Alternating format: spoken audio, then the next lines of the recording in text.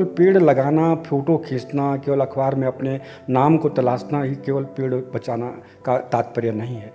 उसके साथ गहरा रिश्ता होना चाहिए, उसके भावनात्मक रिश्ता होना चाहिए। पेड़ तब बच पाएंगे जब हम उनको एक बेटी की तरह पालेंगे। एक आदमी को 22 पेड़ों की ज़रूरत पड़ती है पूरे जीवन भर, और 500 से 600 लीटर ऑक्सीजन की जरूरत पड़ती है पर डे। आप शादी पर एक पेड़ लगाते हैं, शादी के बाद हर कोई चाहता है कि हमारे बच्चे हों। शादी पर लगाया गया जो पेड़ है वो आने वाले उस बच्चे के लिए ऑक्सीजन की एक बहुत बड़ा उपहार है। उसको आयातित ऑक्सीजन नहीं लेना पड़ेगा, उसके लिए हमने एक पेड़ लगाया है। बुग्यालों को लेके तब क्या हमारे नियम कायदे कानून थे, और आज के दौर में किस तरह से हम पूरी तरह से उसे भूल चुके हैं। हम बहुत बड़े सौभाग्यशाली हैं कि उत्तराखंड में सबसे ज्यादा बुग्याल है। 200 से अधिक बुग्याल हमारे पास है। भंडार है पूरा। जितना प्रोटीन हिमालय के इन घासों में होता है, दुनिया के किसी भी अनाज में उतना प्रोटीन नहीं होता है। आप इसकी मूल वजह क्या मानते हैं? हम क्यों नहीं अपने जंगलों को आग से बचा पा रहे? लोग कहते हैं जब ये सरकार के जंगल हैं तो हमें क्या मतलब, हमको कुछ तो मिल नहीं रहा है, क्योंकि सारे सरकार ने जो है सब रोक लगा रखी है। अभी आपने कितना अंतर देखा पहले के विवाह में, पाणी ग्रह संस्कारों में, अब की शादियों में कितना बड़ा अंतर आ गया? काफी अंतर आ गया। अब ये वन डे शादियां चल रही हैं, और वन डे शादियों में लोगों के पास या तो फुर्सत नहीं है, दूसरा क्या है कि सारे वेडिंग पॉइंटों पर शादियां हो रही हैं, वहाँ पेड़ लगाने की जगह नहीं है। हमने कहा आप पेड़ लगाएं, कोई जरूरी नहीं कि आप शादी के दिन लगाएं, आप 4 दिन बाद जाएं घर में, उसके पहले भी लगा सकते हैं, लेकिन शादी की यादगार में एक पेड़ लगाइए। हम प्लास्टिक का समाधान नहीं खोज पा रहे। यही सबसे बड़ा चीज़ होगी। लोग जा रहे हैं, हम कितनी इस पर नज़र रखेंगे। उसकी एक नीति बने, इतना प्लास्टिक आप लेंगे तो आपको वापस लाना पड़ेगा। आज हमारा बच्चा सीधा चले जा रहा है और उसको ये है कि मुझे अंग्रेजी पढ़नी है, न मालूम कितने बड़े बड़े कंपनियों में मुझे नौकरी मिल जाएगी। और आज खेत में काम करने के लिए कोई तैयार नहीं है। सबके हाथ में मोबाइल है, रात दिन वो मोबाइल पर इस तरह का जादू है कि वो एक खेत पर करने के लिए कोई तैयार नहीं। तो ऐसी स्थिति में, विकट स्थितियां हैं, इसमें सबसे पहले हमें अपनी शिक्षा में परिवर्तन लाना पड़ेगा कि उनको अफसरशाही न बना करके उनको गाँव की तरफ जब तक हम लौटाएंगे नहीं, खेतों की महत्व को हम बताएंगे नहीं, जबकि गाँव के महत्व को हम बताएंगे नहीं, तब तक कुछ नहीं हो सकता। और इसमें सरकार को मदद करनी पड़ेगी। नमस्कार, आप देख रहे हैं देवभूमि डायलॉग का पॉडकास्ट। मैं हूं रमेश भट्ट। प्रकृति और संस्कृति का एक अटूट रिश्ता है, लेकिन वो मानव जीवन को कैसे प्रभावित करता है। हमारे बुग्याल हमारी धरोहर हैं, हमारी पहचान है, लेकिन हम उन बुग्यालों के लिए कितने संवेदनशील हैं, या हमारी जनरेशन को उन बुग्यालों के बारे में कितना पता है। प्रकृति से हमारा सीधा रिश्ता है, या यूं कहें हमारा अस्तित्व प्रकृति से जुड़ा है, लेकिन उस प्रकृति के संरक्षण के लिए, उस पर्यावरण के संरक्षण के लिए हम कितना काम कर रहे हैं। मनुष्य को इस धरती में सबसे समझदार प्राणी माना जाता है। आखिर क्या वजह है कि अपने लालच में, अपनी तृष्णा में वही सबसे ज्यादा इस प्रकृति, इस पर्यावरण को नुकसान पहुंचा रहा है? हमारा भविष्य कहां जा रहा है? क्या अभी भी हमारे पास समय है कि हम पर्यावरण को बचा सकते हैं, प्रकृति से कुछ सीख सकते हैं?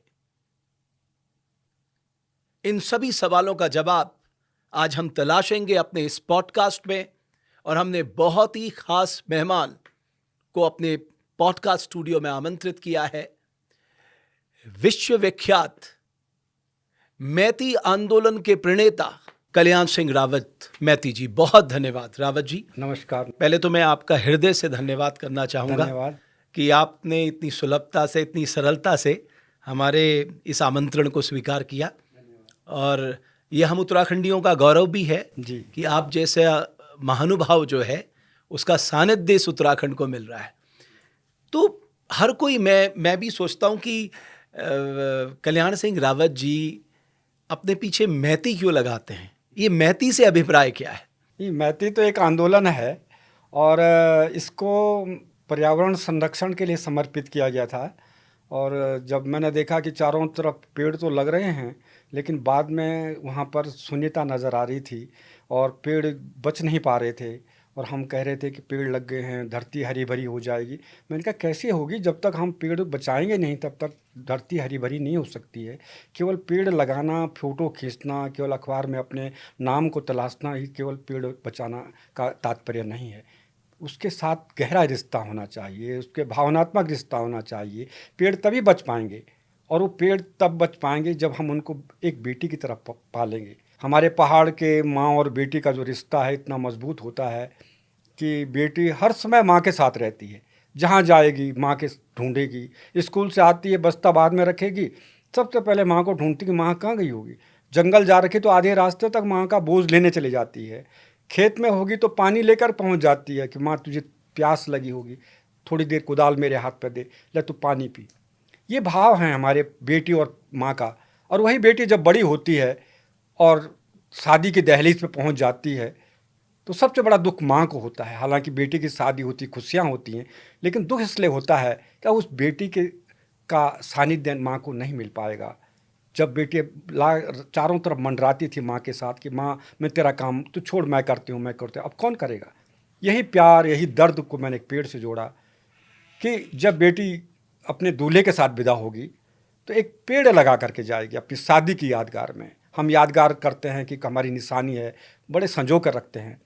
तो शादी हमारे 16वें संस्कार में से सबसे प्रिय अगर संस्कार है तो वो परिणय बंधन है। उसकी याद में जब बेटी और दूल्हा दुल्हन दोनों एक पेड़ लगाते हैं कि हमारी शादी की यादगार है और चले जाते हैं, तो उस लगाए गए पेड़ को बचाएगा कौन। अगर कोई नहीं बचाएगा, माँ अपने बेटे के लगाए गए पेड़ को कभी सूखने नहीं देगी, जिंदा रखेगी, चारों तरफ से लकड़ी लगा करके उसकी सुरक्षा का भाव बनाएगी, उसमें पानी डालेगी।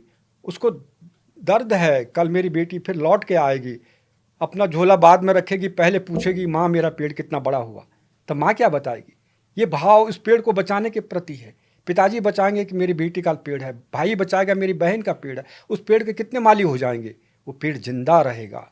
ये भावनात्मक लगाव एक पेड़ से जोड़ा और इसको मैंने नाम दिया मैती।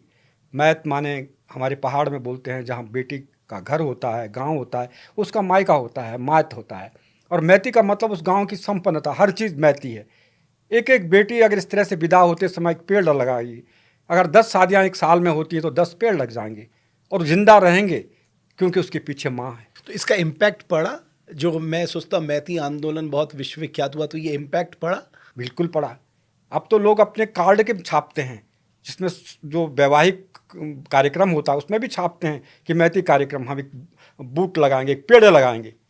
और उस पर यही वहाँ ही एक पेड़ यहीं नहीं लगा, बल्कि वो वही लड़की जब दुल्हन बन करके अपने ससुराल जाती है, यानी मेरे गांव में एक नई दुल्हन आ गई पहले तो हमारी एक उत्तराखंड की एक परंपरा है कि सबसे पहले उस लड़की को, उस दुल्हन को सबसे पहले गांव का पानी दिखाया जाता है। बिल्कुल। अब बताइए पानी कितना महत्वपूर्ण, हमने कितना बड़ा, हमारे परंपराओं में कितना बड़ा जुड़ाव है कि बेटे को कुछ और नहीं दिखाया जाता है, उसको सोना चांदी नहीं दिखा देता है, सबसे पहले उसको पानी दिखा देता है कि गांव की और परिवार की लड़कियां एक बर्तन लेकर के उस दुल्हन को लेकर के पानी के धारा तक जाती हैं।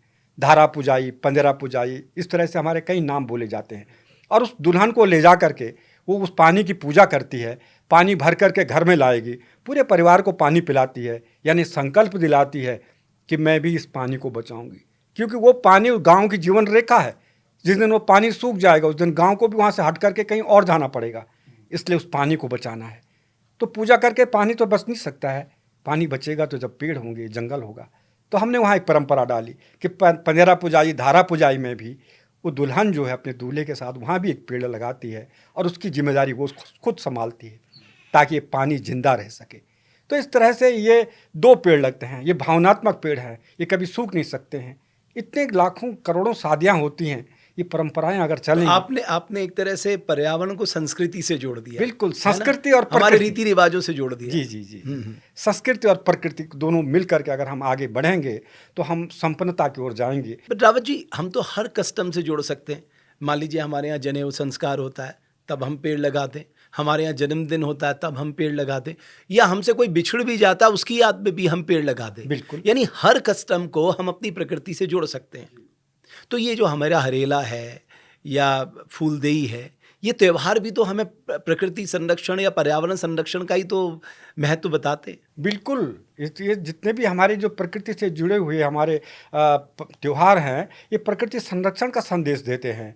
अगर आप फूलदेई का त्यौहार है कि बच्चे लोग खेतों में जा कर के वहाँ ये फ्यूली के फूल और इस तरह के फूल टोकरियों में भर करके लाते हैं, तो उसको लेने के लिए उनको खेतों में जाना पड़ता है।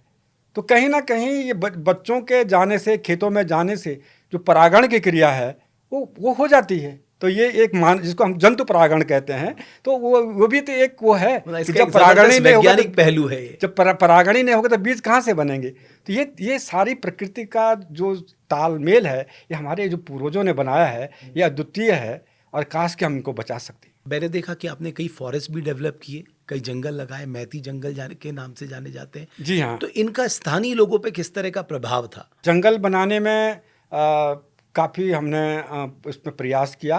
पहला जंगल मैंने बनाया था 2000 में, और उस समय नंदा देवी राजजात हो रही थी, और उस समय ये था कि नया राज्य बन रहा है, कुमाऊं और गढ़वाल मिल करके एक नया उत्तरांचल राज्य बन रहा है।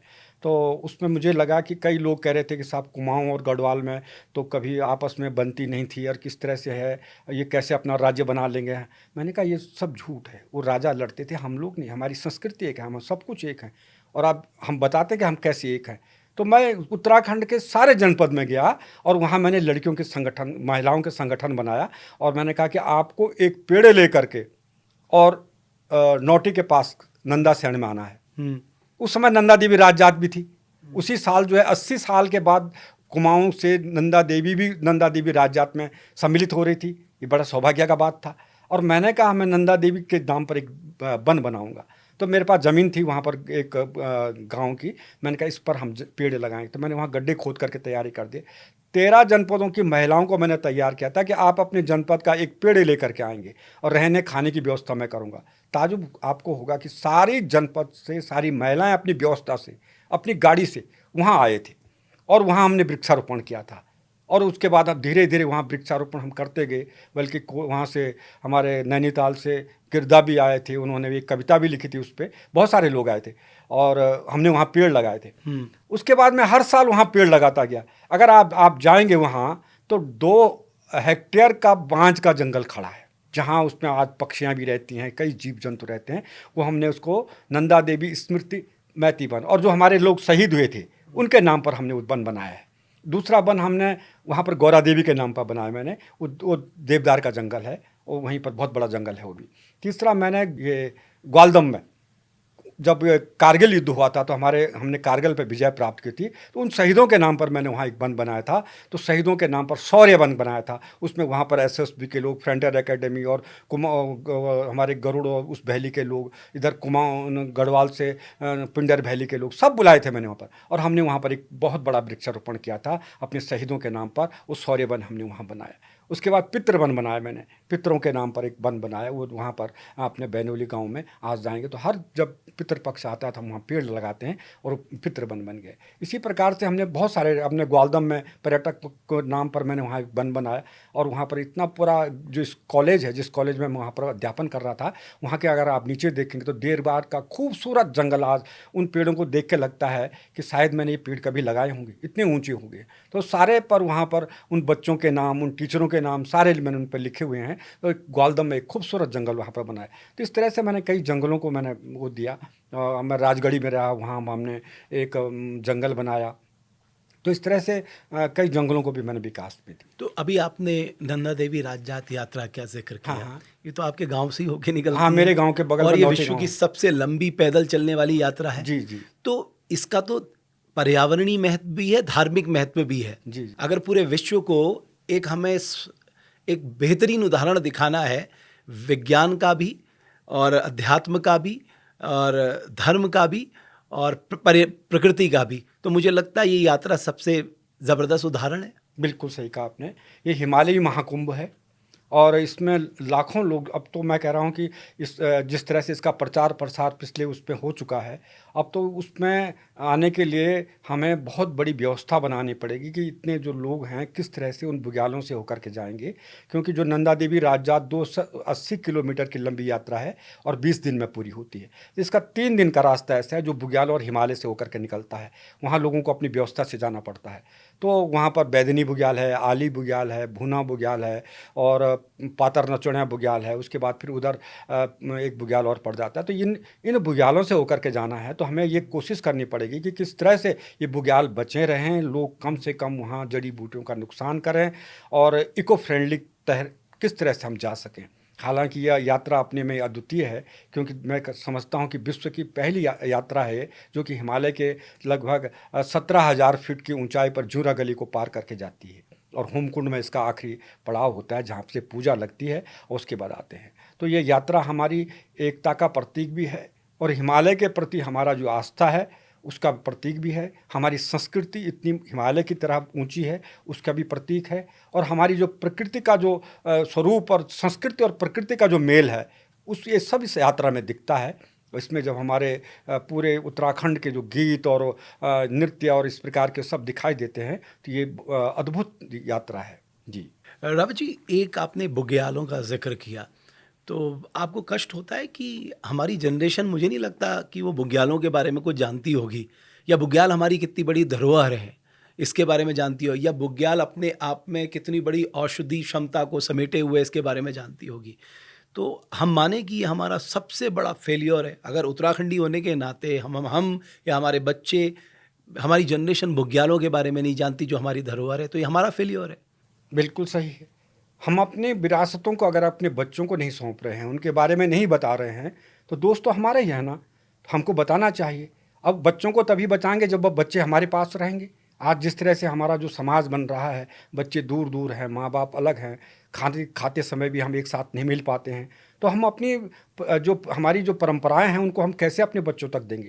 तो आज ज़रूरत है कि बच्चों को अपने पास बिठा करके हम अपनी पुरानी जो बातें हैं, अपने दादा परदादा की हमारी जो परंपराएं हैं उनको उसको बताएं, वो देखें कि वास्तव में इतना कितना दम था, उस पर रिसर्च करें। और अपनी जो ये बड़ी बड़ी धरोहर हैं, जैसे आपने बुग्याल की बात की, अभी बच्चे जानते ही नहीं हैं कि बुग्याल क्या है। हमने अब कभी शिक्षा में इसको जोड़ा ही नहीं कि बुग्याल किस तरह से क्या काम करते हैं, इनकी कितनी बड़ी महत्वपूर्णता है। तो ये सब चीज़ें हैं कि इन चीज़ों के बारे में हमें अपने बच्चों को खुद बताना पड़ेगा, और जब बताएंगे तभी वो लोग जान पाएंगे कि वास्तव में ये बुग्याल क्या होते हैं, तभी उनके अंदर इन बुग्यालों के संरक्षण का भाव भी आएगा। पर रावत जी, मैंने सुना कि बुग्यालों को लेके बड़े कठोर नियम थे, जिसको आज हम कह सकते हैं मॉडर्न ज़माने में एसओपी थी, तब भी एसओपी थी, स्टैंडर्ड ऑपरेटिंग प्रोसीजर। तो थोड़ा हमें बताइए ना, बुग्यालों को लेके तब क्या हमारे नियम कायदे कानून थे, और आज के दौर में किस तरह से हम पूरी तरह से उसे भूल चुके हैं। अब देखिए, ये बुग्याल तक जाना हर किसी बस की बात नहीं, क्योंकि लगभग ये 3,500 मीटर से ऊपर ये बुग्याल शुरू होते हैं, और 3,500 मीटर के लगभग जो होता है हमारे जो जंगल होते हैं ख़त्म हो जाते हैं। तो जहाँ पर जंगल और वहाँ के बाद बुग्याल शुरू होता है उसको हम ट्री लाइन कहते हैं। तो ट्री लाइन के ऊपर जो है बुग्याल होते हैं, और उसके बाद और ऊपर पहुँच जाएंगे तो एक स्थिति ऐसी आती है जहाँ केवल हमें बर्फ़ का साम्राज्य मिलता है। तो वो काल्पनिक लाइन जिसको हम उसको कहते हैं स्नो लाइन। तो स्नो लाइन और ट्री लाइन के बीच पे जो बड़े बड़े घास के मैदान, ढलुए मैदान जो हिमालय में हैं, इनको बुग्याल कहा जाता है। बुग्याल हमारी भाषा का शब्द है, बुग्गीदार घास, बुग्याल। अब आप हिमाचल में चले जाएंगे तो वहाँ इनको फुलटिया बन कहते हैं, थच कहते हैं, कश्मीर में इनको मर्ग कहते हैं, जैसे गुलमर्ग है। तो इस प्रकार अलग अलग नाम हैं, लेकिन इनका व्यवहार एक जैसा है। हम बहुत बड़े सौभाग्यशाली हैं कि उत्तराखंड में सबसे ज़्यादा बुग्याल हैं और सबसे अद्भुत बुग्याल हैं। आप 200 से अधिक बुग्याल हमारे पास हैं उत्तराखंड में। जी सर।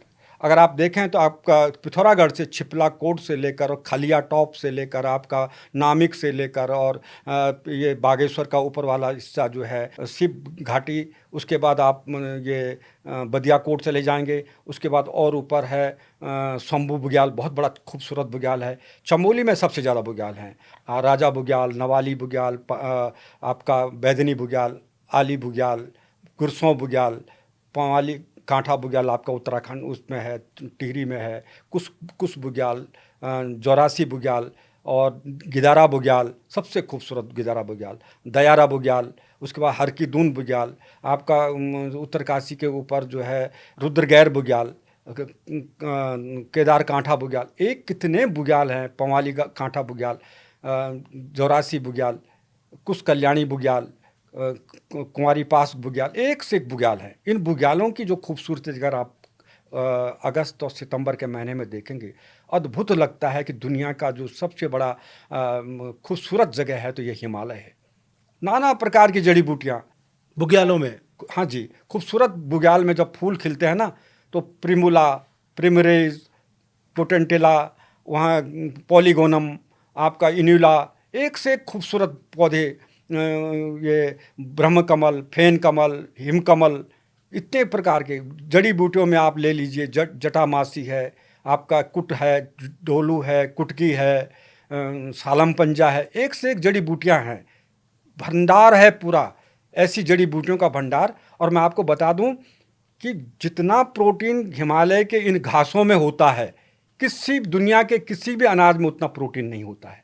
अधिकांश अगर आप देखें तो जो जैसे दाल दूल होती हैं तो इसमें 16-17% प्रोटीन होता है, बुग्याल के घासों में 22% प्रोटीन होता है। अब आप देखिए, जब जानवर वहाँ छोड़ देते हैं, हमारे जो सीमांत के लोग जब छोड़ देते हैं, वो इतने तंदुरुस्त हो जाते हैं कि वहाँ के गाय का, भैंस का दूध आप पी नहीं सकते हैं, पचा नहीं सकते हैं, इतना प्रोटीन होता है।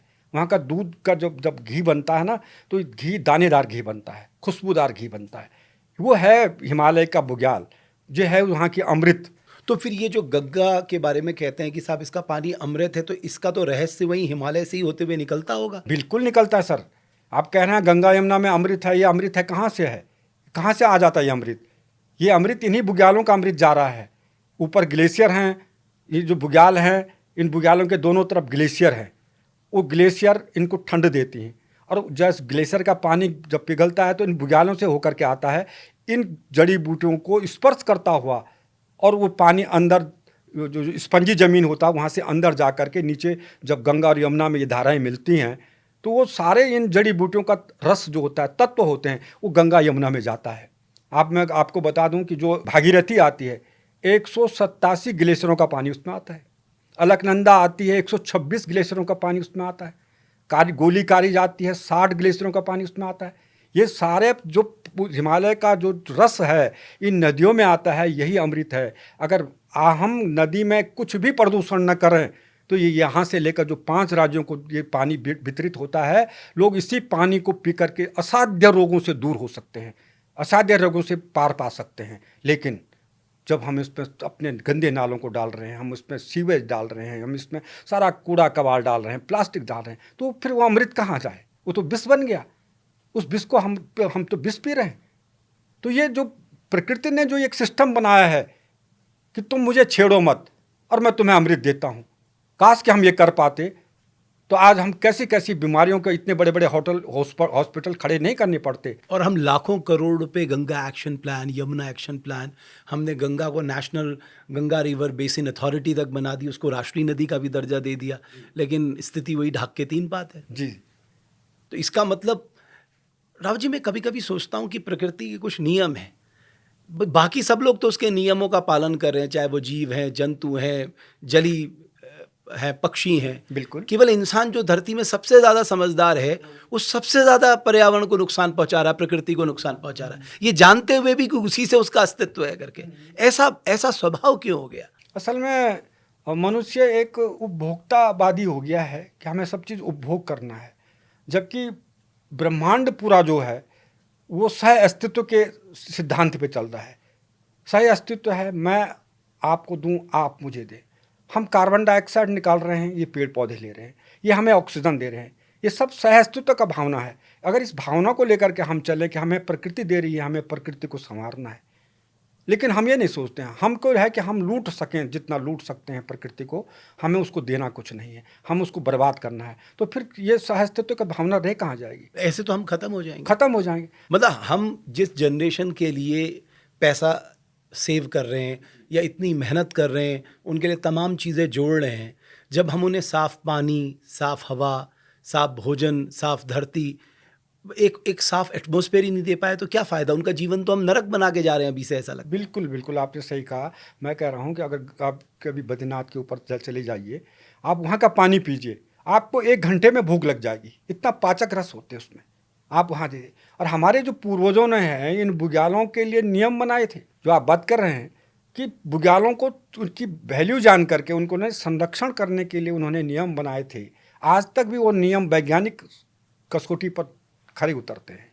था कि आप बुग्याल जाएंगे तो नंगे पांव जाएंगे, उसमें धार्मिक आस्था है, वो देवभूमि है, वहाँ पैदल जाना है, नंगे पांव जाना है। लेकिन वो नंगे पांव जाने का क्या भाव था कि हिमालय के उस ऊबड़ खाबड़ इलाके में, उस जगह में जब आप जाएंगे तो आपके पाँव के नीचे से जो वहाँ के बहुत नुकीले पत्थर हैं वो चुभेंगे। वहाँ के बुग्यालों में आप जाएंगे तो जो जड़ी बूटियाँ हैं उन जड़ी बूटियों का जो रस है वो आपके त्वचा से एब्जॉर्ब करके वो तुम्हारे शरीर को मिलेगा। ये इसका भाव था। हम तो आज चमड़े के जूते पहन करके जा रहे हैं, तो वो भाव कहाँ से, वो रस हमको कहाँ से मिलेगा? ऊपर नियम था कि आप हिमालय में जाएंगे, आप वहाँ कोई आवाज़ नहीं कर सकते हैं, आप बिल्कुल चुपचाप बोलेंगे, आप वहाँ कोई शोर नहीं कर सकते। आप वहाँ तो आजकल डेक बज रहे हैं, वहाँ बिल्कुल ढोल बजा दे रहे हैं वहाँ लोग। सब हो रहा है। आप मुरली नहीं बना सकते, आप सीटी नहीं बजा सकते थे, इसको बड़ा वो माना जाता था। और इन चीज़ों का लोग जो है पालन आज भी करते हैं। वहाँ के सीमांत के गांव जाते हैं। लेकिन इसका वैज्ञानिक कारण होगा, ऐसा नहीं पुराने लोगों ने बनाया है, उसका सबसे बड़ा वैज्ञानिक कारण होगा। बिल्कुल सर, ये है कि जब वो जानवर हैं वो बहुत शांत वातावरण में रहने वाले जीव हैं। अगर वहाँ कोलाहल होने लग जाएगा तो उस पर उनका असर पड़ेगा। हमारे जगदीश चंद्र बसु इतने बड़े वैज्ञानिक हुए थे, उन्होंने सिद्ध किया कि इन पेड़ पौधों पर भी जीवन है, ये हमारी तरह बातें करते हैं, इन पर भी संवेदनाएं हैं होती हैं। तो वो जो हिमालय में रहने वाले पेड़ पौधे हैं वो शोरगुल नहीं चाहते हैं, वो शांत रहना चाहते हैं। वहाँ के जो जीव हैं वो शांत रहना चाहते हैं, वो थोड़ी सी आहट होती है भाग जाते हैं। तो अगर हम वहाँ शोरगुल करने लग जाएंगे तो उनके आवास डिस्टर्ब होंगे, उनको वहाँ के जीव जंतुओं के जो फूल बनने की प्रक्रिया है, फल लगने की प्रक्रिया, उन पर ध्वनि का असर पड़ेगा। तो ये सब कुछ था। वहाँ आप भड़कीले कपड़े पहन करके नहीं जा सकते, ये नियम था कि आप लाल पीले कपड़े पहन करके नहीं जा सकते। नियम था कि तुम्हें वहाँ पर डिवाइन गार्ड जो होते हैं, एड़े आंचड़ी, वो लग जाएंगे। ये तो डर था उसमें। लेकिन उसके पीछे भाव क्या था कि जो चमकीले कपड़ों को अगर जानवर दूर से देख देंगे तो भाग जाएंगे और अपने अस्थायी आवासों को छोड़ करके दूसरी तरफ भागेंगे, तो वहाँ दूसरे मांसाहारी जंतुओं के शिकार बन जाएंगे। तो इसको हमारे इन चीज़ों का नियम का पालन कौन कर रहा है आजकल? तो आज तो वहाँ डैक, आप कह रहे हैं डैक बज रहे हैं, सब कुछ हो रहा है, तो ये। लेकिन हम क्यों नहीं, मतलब सरकार नियम बना सकती है कि साहब हम मैं दोहन शब्द का इस्तेमाल नहीं करूँगा, हम अपने लोगों को बुग्यालों से रूबरू कराएंगे, लेकिन जो हमारे नियम कायदे कानून, जो हमारी परंपराएं जो हैं, उसको भी हम यथावत रखेंगे। तो हमें ये तो सोचना होगा, वरना हमारे बुग्याल ही नहीं रहेंगे, हमारी धरोहर समाप्त हो जाएगी। तो हम तो कहेंगे एक थे बुग्याल, फिर हमारे पास फिर रह क्या जाएगा। एक स्माइथ आया था, जब वो कॉमेट से लौट करके वापस आ रहा था तो अचानक वो वैली ऑफ फ्लावर में पहुंच गया। जब सुबह उसने देखा तो यहाँ इतने प्रकार के फूल खिले हुए, उसने कहा ये तो अद्वितीय है, नाम ही रख दिया वैली ऑफ फ्लावर। किताब छप गई वहाँ कि सब हिंदुस्तान में एक वैली ऑफ फ्लावर है। काश के अगर वो स्माइथ और भी बुग्यालों को देखा होता तो शायद उसकी आंखें और चकाचौंध हो जाती कि वैली ऑफ फ्लावर तो कुछ भी नहीं है, उससे ऐसे ऐसे गिदारा जैसा बुग्याल, आपका मनपाई जैसा बुग्याल, आपका रुद्रगैर जैसा बुग्याल, ऐसे बुग्याल हैं जहां आप जाकर के आश्चर्यचकित रह जाएंगे कि कितने प्रकार के, नाना प्रकार के फूल मानो किसी ने वहां बो रखे होंगे। ये है हमारी धरोहर और ये हमारा हिमालय का सौंदर्य है। बल्कि आप देखिए ना, हमारे धर्मशास्त्र में तो जब लक्ष्मण जी को शक्ति लगती है तो सुषेण वैद्य उनको यहीं का पता बताते हैं कि साहब यहीं से संजीवनी बूटी लाई जाएगी। तो तब तो वो संजीवनी मिल गई, लक्ष्मण जी मूर्छित जो थे वो सही हो गए और उसके बाद उन्होंने युद्ध भी जीता। तो उसके बाद आज तो हम रिसर्च कर नहीं रहे। हमारे पास जब इतनी औषधियाँ हमारे पास हैं और हम एक अर्थव्यवस्था मजबूत करना चाहते हैं, तो क्यों नहीं हम इन औषधियों के चलते एक तो विश्व को निरोगी रखने में हम मदद कर पाएंगे और दूसरा हमारी भी आर्थिकी बढ़ेगी। तो आपको लगता है कि वो जो रिसर्च है, जो अनुसंधान है, वहाँ हमने ध्यान नहीं दिया? बिल्कुल ज़रूरत है। अगर हम इन चीज़ों पर रिसर्च नहीं करेंगे तो ये सारी प्रजातियाँ लुप्त हो जाएंगी। आज हमारे पूरे उत्तराखंड के जो हिमालय की जो मैं बात कर रहा हूँ, बुग्यालों की बात, 8,000 हमारे पास ऐसी प्रजातियां हैं जिनको पुष्पधारी पौधे कहते हैं। 8,000 के करीब हैं।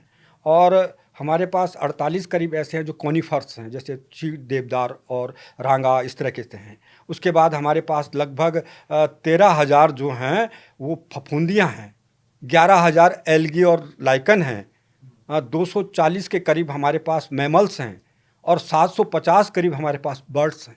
ये धरोहर है हमारे पूरे हिमालय की, ये बायोडाइवर्सिटी हमारी। आप देखिए, हिमालय से हमारा उत्तराखंड बना, हमने कहा हमारे उत्तराखंड के कुछ प्रतीक चिन्ह होने चाहिए, तो खोजा गया कि क्या रखा जाए, क्या जाए।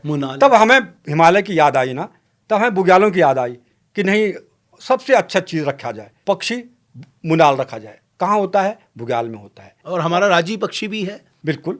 और अब जंतु कौन सा होगा साहब कि जो सबसे बढ़िया है, खुशबूदार, जिसके पेट में जो है कस्तूरी रहता है, कस्तूरी मृग हमने बना दिया। वो कहाँ होता है? बुग्याल में होता है ना। और तुम्हारा पेड़ बुरांस, वो भी बुग्याल में होता है। आपका ऊपर बिल्कुल हाइट तक जो है बुग्याल होता है, नीचे से लेकर ऊपर तक हमारे पास सारे वो बुरांस होता है ना। तो ये सारी चीज़ें तो हमने बुग्याल से ली हैं, तो अब बुग्याल के बारे में हमें पता ही नहीं है। तो ये सबसे बड़ी विडंबना है कि हम आज अपने बच्चों को पाठ्यक्रम में भी सिखाएं और घर में बैठ कर के अपनी धरोहरों के बारे में बच्चों को बताएं कि बच्चों हमारे पास जो ये बुग्याल हैं, ये क्या हैं, कितनी अद्वितीय चीज़ हैं। हिमालय में हम हर साल नंदाष्टमी को आप पूरे उत्तराखंड में देखिए, कुमाऊं से लेकर गढ़वाल तक कई यात्राएं निकलती हैं नंदा देवी को लेने के लिए। ब्रह्म कमल लाते हैं वहाँ से और फिर नंदा की विदाई होती है। वो क्या है? वो देवी भूमि के इन बुग्यालों तक देवी को पहुँचाया जाता है, क्योंकि उसका घर इतना सुंदर है, वो जीवन से भरा पड़ा है, जहाँ औषधीय गुण हैं वो ये हमारे पास हैं। तो सारे प्रतीक भी हमने ऊपर से लिए। अब सारे जो चीज़ें हैं वो आज हम बुग्यालों के बारे में जान नहीं रहा है। तो इसलिए हमें इन चीज़ों के बारे में जब ज्ञान हम बच्चों को देंगे तभी संरक्षण का भाव भी आएगा। जो आप रिसर्च की बात कर रहे हैं, बुग्यालों के आसपास जो ऊंचे हिमालय के जो हमारे गांव हैं उनमें रिसर्च केंद्र खुलने चाहिए। वहाँ के बच्चों को एडवेंचर का कोर्स दिया जाना चाहिए। जो हिमालय की तरफ जो हमारे पर्यटक जा रहे हैं उनको ये जो ग्रुप बन रहे हैं हमारे ऊपर सीमांत गांव में, ये जा कर के ले जाएं उनको, और उनको इको फ्रेंडली ढंग से उनके वहाँ बुग्याल के दर्शन कराएं, उसके बाद लाएं। तो इस तरह से हमारे आर्थिकी भी बढ़ेगी। हमारे उत्तराखंड के जो सीमांत गांव हैं उनके बच्चों को भी हमें लाभ मिलेगा, उनको एक रोज़गार मिल जाएगा। और हमारे ऊपर जब लगातार आना जाना बुग्यालों में रहेगा तो तस्करी जो है, जो तस्कर लोग वहाँ एक्टिव रहते हैं उन पर भी अंकुश लग जाएगा। बुग्यालों में तस्कर लोग एक्टिव हैं सर? वो तो कहाँ से इंटरनेशनल तस्करों को पता है कि हिमालय में इतने बड़े बड़े वो हैं, कीमती चीज़ें हैं, तो वो अछूते नहीं हैं। वो रावत जी, आपको नहीं लगता हमारी प्रदेश की स्थिति भी उसे मृग की तरह है जिसकी नाभि में कस्तूरी है, लेकिन वो दुनिया भर में उसे ढूंढती फिरती रहती है? और हमारी भी यही स्थिति है कि हमारे पास बुग्याल है, हिमालय है, हमारे पास इतनी जड़ी बूटियाँ हैं, इतना प्रकृति ने हमें ब्लेस्ड किया है, उसे देखने के बजाय हम दूसरी तरफ ही देख रहे हैं अपनी आर्थिकी को बढ़ाने के लिए।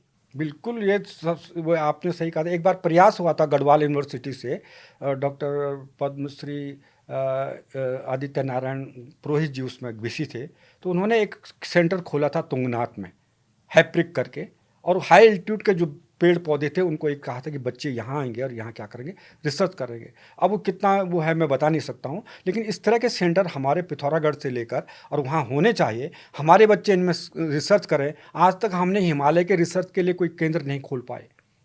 हम पर्यावरण के नाम पर तो बहुत हो गए, उसके नाम पर बहुत हो गए, लेकिन बुग्यालों के संरक्षण के लिए, बुग्यालों के रिसर्च करने के लिए हमारे पास कोई सेंटर नहीं है। हालांकि गोविंद बल्लभ पंत इंस्टीट्यूट हमारा है, वो हिमालय पे काम कर रहा है, लेकिन ऐसे इंस्टीट्यूट और भी होने चाहिए जो कि हमारे युवा वैज्ञानिकों को एक वो दे सकें, आयाम दे सकें और हिमालय के इन बुग्यालों पर काम कर सकें। तो ये होना चाहिए। रावत जी, आज हमारे सामने जो सबसे बड़ा चैलेंज है वो है कि हम अपने जंगलों को आग से कैसे बचाएं। और आग लगने की एक बड़ी वजह, जैसा कि आपने कहा, चीड़ के जंगल हैं, वो पिरूल है, उसके छिलके हैं, वो सब आग का बड़ा कारण है। लेकिन मैं देख रहा हूँ कि जो लोगों की आजीविका जंगल के ऊपर निर्भर थी, उन लोगों का जंगल से अलगाव भी हो गया। और हर साल तमाम तैयारी और तमाम दावों के बावजूद भी ये जो आगजनी का माहौल है वो कम होने का नाम नहीं ले रहा है। आपका तो पूरा अनुभव है, आपने इतनी पैदल यात्राएं की हैं, पूरे प्रदेश भर में की है पर्यावरण बचाने के लिए। आप इसकी मूल वजह क्या मानते हैं? हम क्यों नहीं अपने जंगलों को आग से बचा पा रहे? इसका एक बड़ा कारण क्या है कि एक तो हमारे जो जंगल पहले हमारी धरोहर थी, और उसके बाद फिर कई नियम बने, अधिनियम बने, उसके बाद हमारे जंगल छीन लिए गए अंग्रेज़ों के ज़माने से। चाहे वो ट्रेल का ज़माना रहा हो, रामजे का ज़माना रहा होगा, और 1921 में बड़ा जो वो हुआ था, आंदोलन हुआ था, वो जंगलों के लिए हुआ था।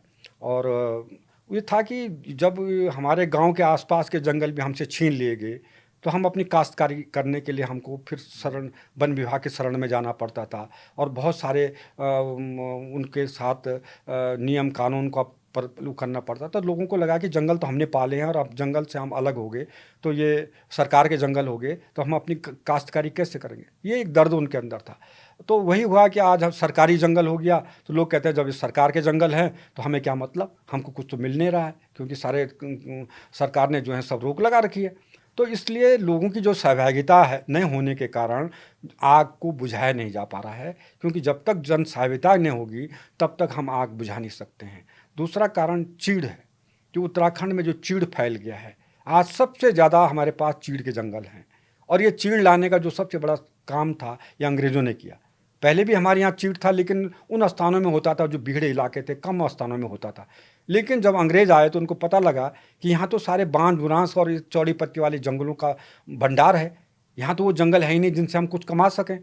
तो फिर उन्होंने ऑस्ट्रिया और इंग्लैंड से चीड़ के बीज लेकर आए, और उन्होंने यहाँ के ग्राम प्रधानों को कहा कि तुम जा कर के और अपने गांव के आसपास की जो चोटियाँ हैं वहाँ बीज बोइए।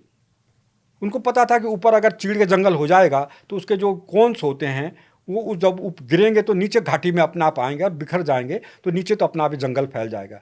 हुआ वही, कुछ समय के बाद धीरे धीरे यहाँ चीड़ बढ़ने लगा। आप कह रहे रणनीतिक तौर पे अंग्रेजों ने चीड़ के जंगलों को बढ़ावा दिया। वो एक कैश इकोनॉमी की तरह से देखते थे जी। अब वो उनका काम ये था, वो तो यहाँ ईस्ट इंडिया कंपनी कमाने के लिए आए थे। उनको ये था कि हम यहाँ कुछ कमाना चाहते हैं। अब बांध के जंगल से कुछ बनता नहीं उनको तो स्लीपर चाहिए थे ट्रेन के पटरियों को बनाने के लिए, उनको तो स्लीपर चाहिए थे बेचने के लिए, उनको चाहिए था कि लीसा निकालें हम, हमारा बिरोजा बने, उससे तारपीन बने, उसको हम बेचेंगे तो हमारी आय बनेगी। तो इसलिए उन्होंने यहाँ उत्तराखंड की जो जलवायु थी वो ठीक इंग्लैंड की जैसी ठंडी जलवायु थी, और यहाँ वो कॉनिफर्स जो हैं ये चीड़ के जंगल आसानी से पनप जाते हैं। तो उन्होंने धीरे धीरे यहाँ बस्तार, पहले कुमाऊँ की तरफ, उसके गढ़वाल की तरफ यहाँ पूरे चीड़ के जंगल बनाने शुरू कर दिए। जहाँ बांध के जंगल काटे, अपने लिए आग तापने के लिए कोयले के बड़े बड़े वो किए, उन्होंने कार्यक्रम किए। जंगलों में बड़ी बड़ी भट्टियाँ खोली, सारे बांध के जंगलों को जलाया। जहाँ बांध खाली हुआ वहाँ चीड़ के बीज उड़ करके आए, और धीरे धीरे वहाँ पर चीड़ का जंगल खड़ा हो गया, बांध खट गया। आज भी जो बांध के शेष जंगल बचे हुए हैं उनके अंदर पूरा चीड़ जो है धीरे धीरे घुसपैठ कर चुका है। तो वहाँ भी अब आग लगने के खतरे बन गए। तो हमारे पास रास्ता क्या है? अब रास्ता ये है सर कि हम ये चीड़ का वैज्ञानिक प्रबंधन करें। ये सरकार को चाहिए, जो इतना रैपिडली ये चीड़ बढ़ रहा है, ये इसने बांध के जंगलों को भी ख़त्म करने शुरू कर दिया है। और बांध हमारे लिए सबसे महत्वपूर्ण इसलिए है कि इन्हीं बांध के जंगलों से हमारी गैर हिमानी नदियाँ निकलती हैं। जितनी भी नदियाँ हैं जो हमें जीवन देती हैं वो सब इन जंगलों से निकलती हैं। जो हिमालय से जो नदियाँ निकलती हैं, जो हिमानी नदियाँ हैं, ये तो सीधे बह कर के चली जाती हैं।